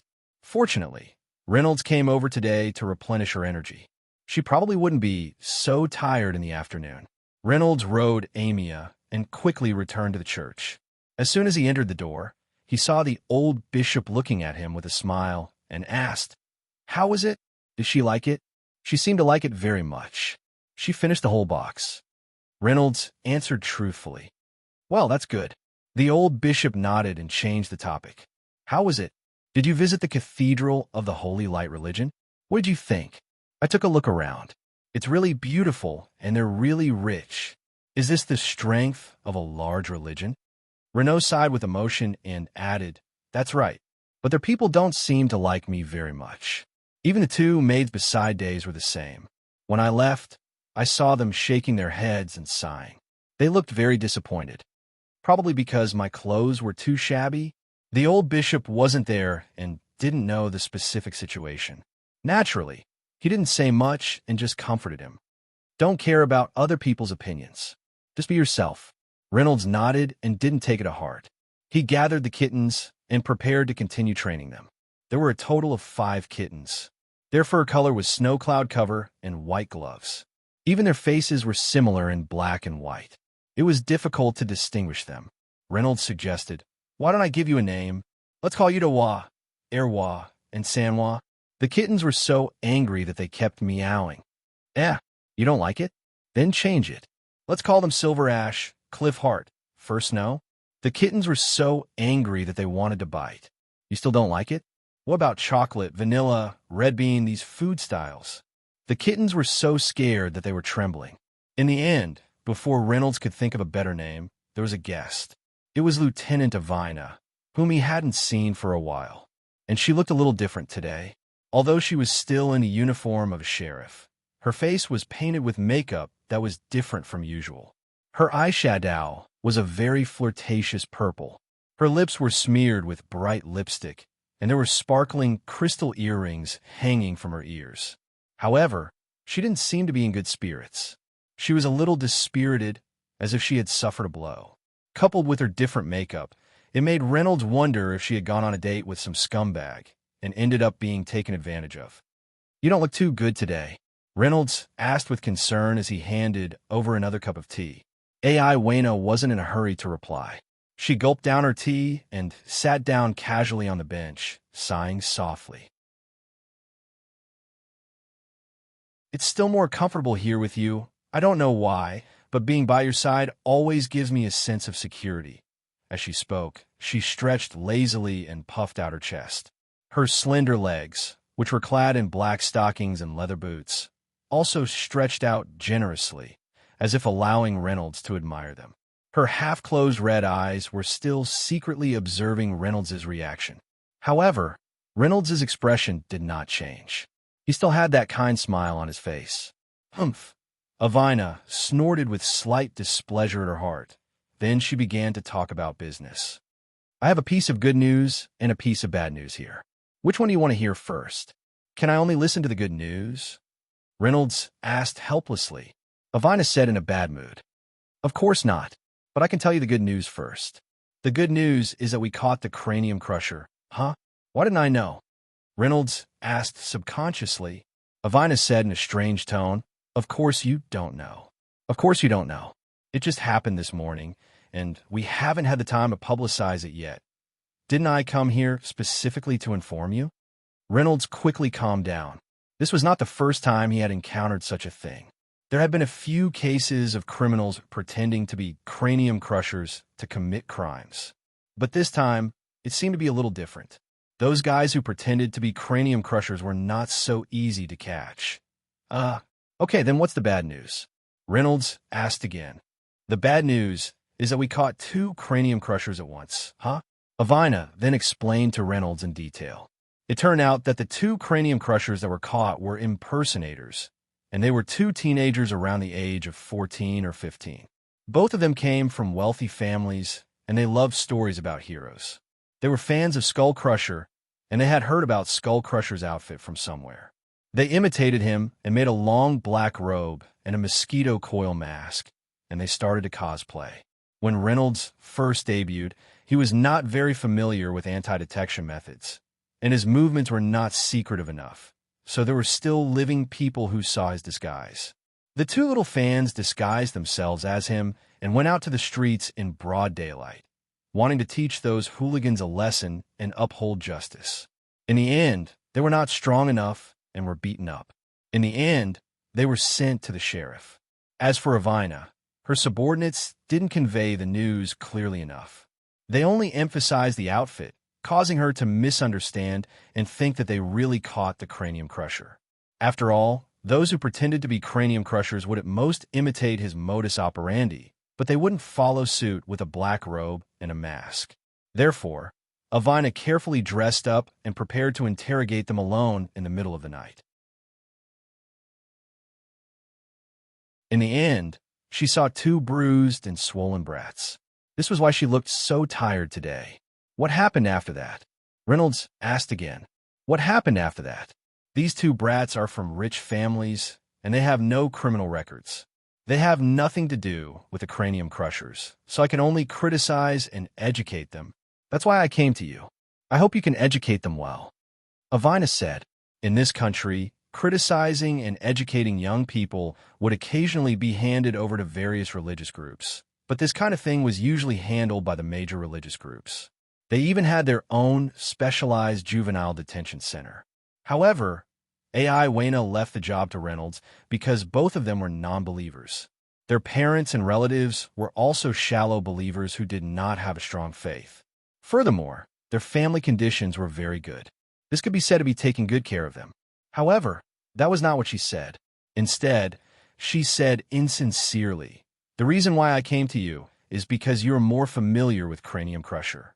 I hope you can tell them how dangerous and evil Cranium Crusher is and let them understand the foolishness and danger of their actions." In the end, she warned him seriously. "Anyway, that's it. Don't overthink it."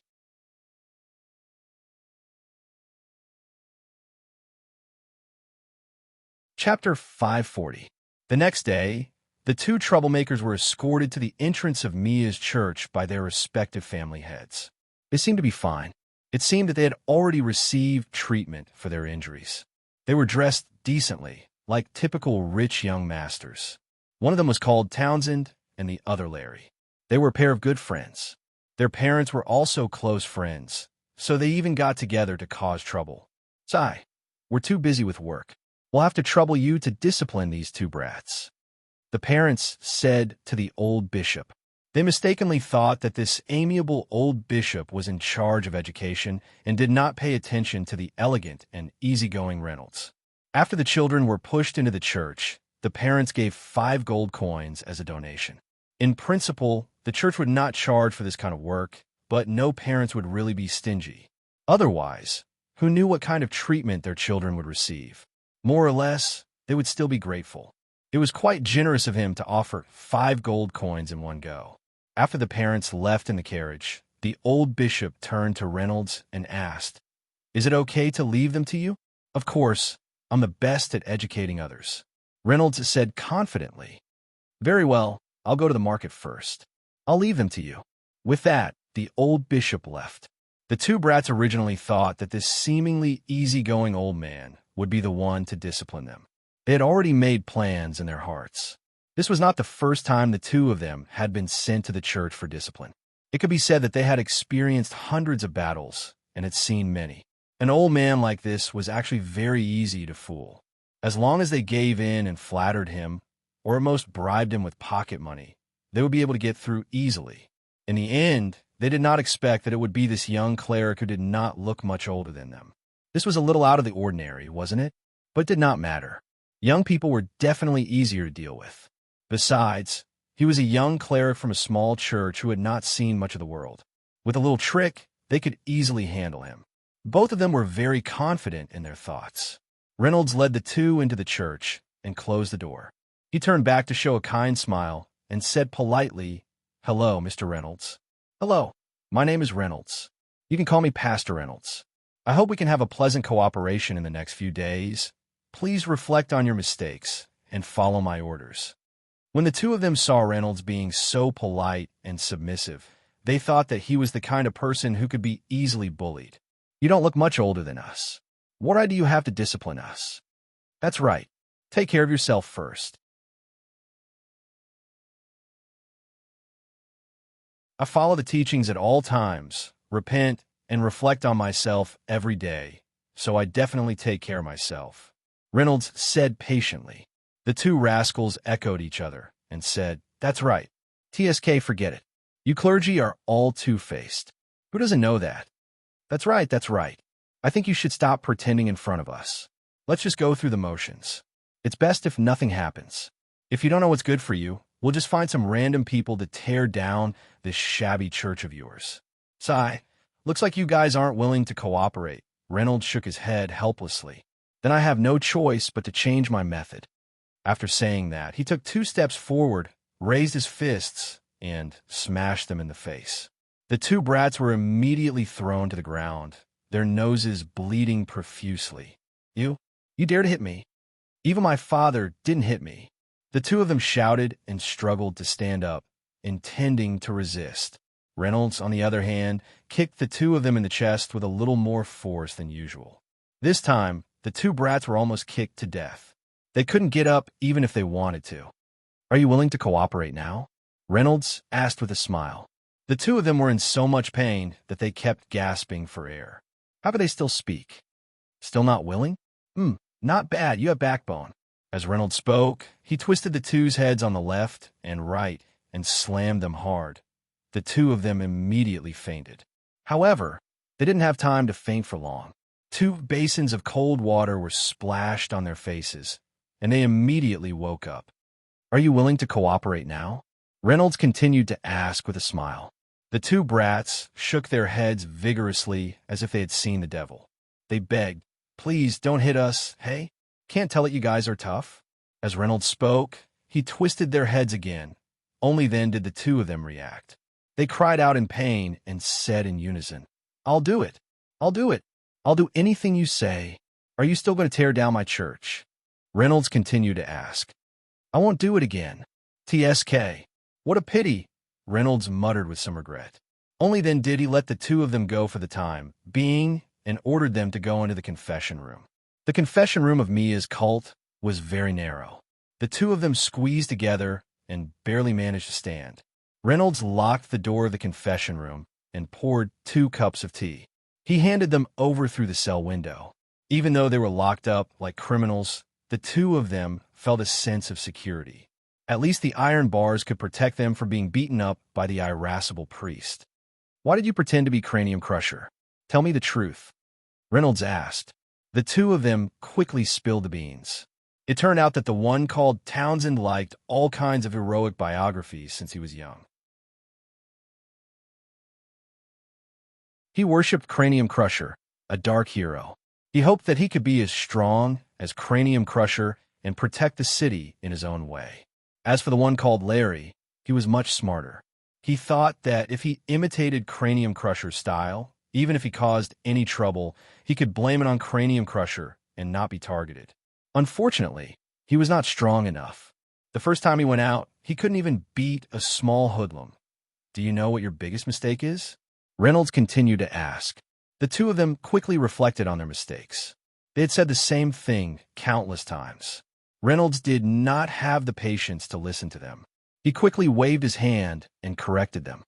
"It seems that your parents made a wise choice by sending you here. Otherwise, you wouldn't have realized your mistake. Your biggest mistake is that you pretended to be Cranium Crusher but lost. You even got beaten up." The two of them could not help but be stunned. They did not expect this at all. Reynolds continued to speak with righteous indignation. "You see, if you won, you wouldn't have been beaten up, you wouldn't have been caught, and you wouldn't have been sent to me. Even if you want to imitate Cranium Crusher, you should at least be more realistic. You can't even beat a small hoodlum with that little bit of skill, and you still have the nerve to impersonate him."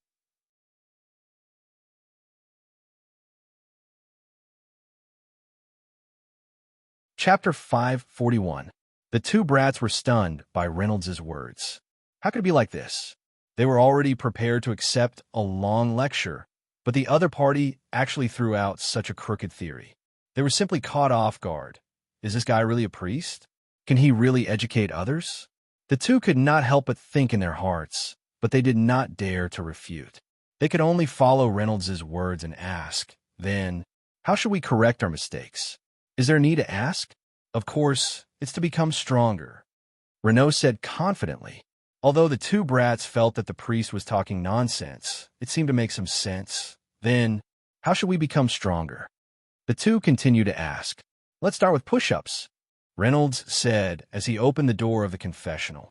He first let the two out, then asked them to start doing push-ups on the spot. First, do 20 at a time. Do 100 a day. After that, do deep squats. That's 100 as well. Then run 5 kilometers. That's about it for today. Reynolds continued. The two brats wanted to protest that he was punishing them in disguise, but before they could say anything, they saw Reynolds show an expectant expression as he cracked his knuckles. As long as I can go back alive today, I must tell my parents and ask them to seek justice for me. The two of them succumbed to Reynolds's tyranny and could only lie down and start doing push-ups.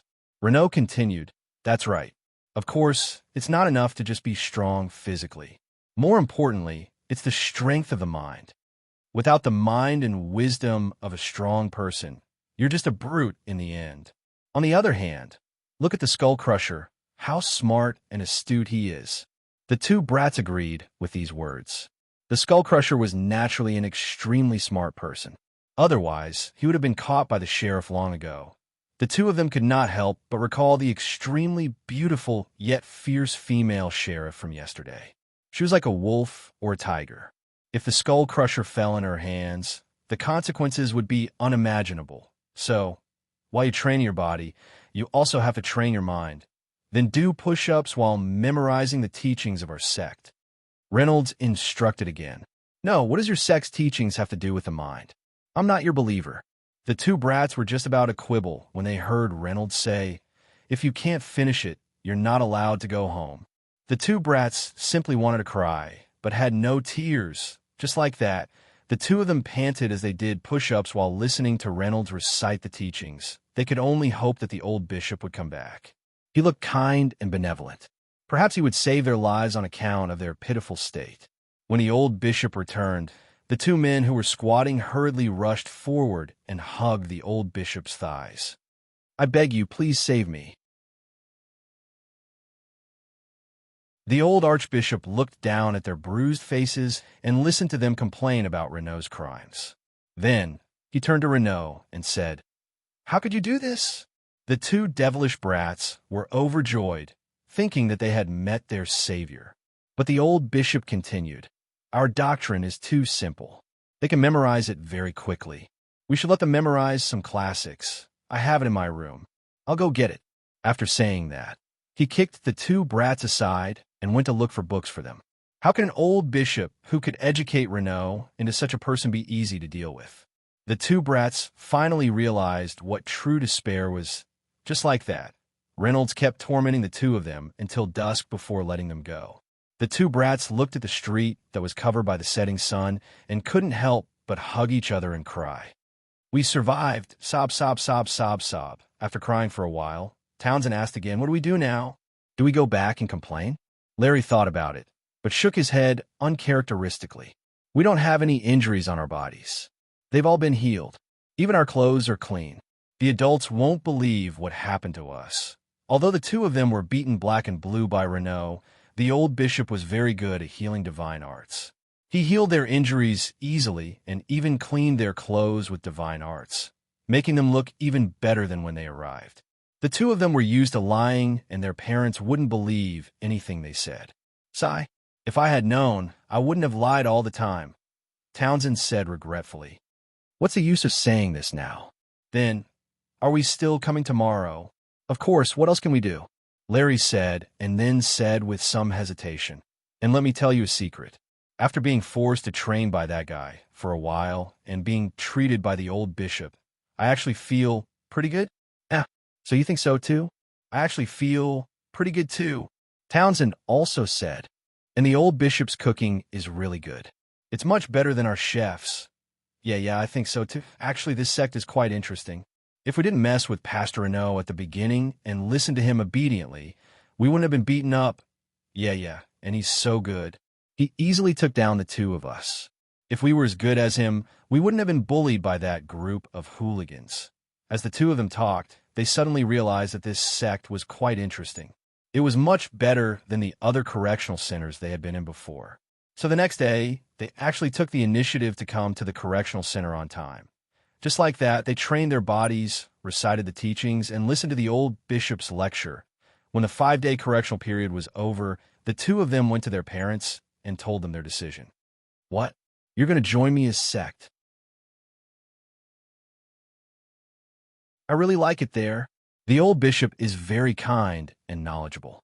He fully explained the teachings to us. I really like that kind of teachings. Pastor Renaud is also very kind, and he speaks very well. Every time we go there, it's like we're going home. So we've decided to believe in Lord Mia." The two of them told their reasons, and at the same time, they hid one thing from their parents. It was the words that Renaud said to them in the evening of the 5th day. "Today is the best day ever. You worked hard these past few days. I'm very happy, and I can feel that you've become stronger. So, go find those hooligans for revenge." Having said that, he raised his hand and cast 2 divine spells on the two of them. That night, the hooligans were beaten to a pulp and begged for mercy. Perhaps that was the main reason why they decided to join the sect. You're tuning in to the Warrior Lore YouTube channel. Don't forget to subscribe and join us on this journey to catch the most captivating stories.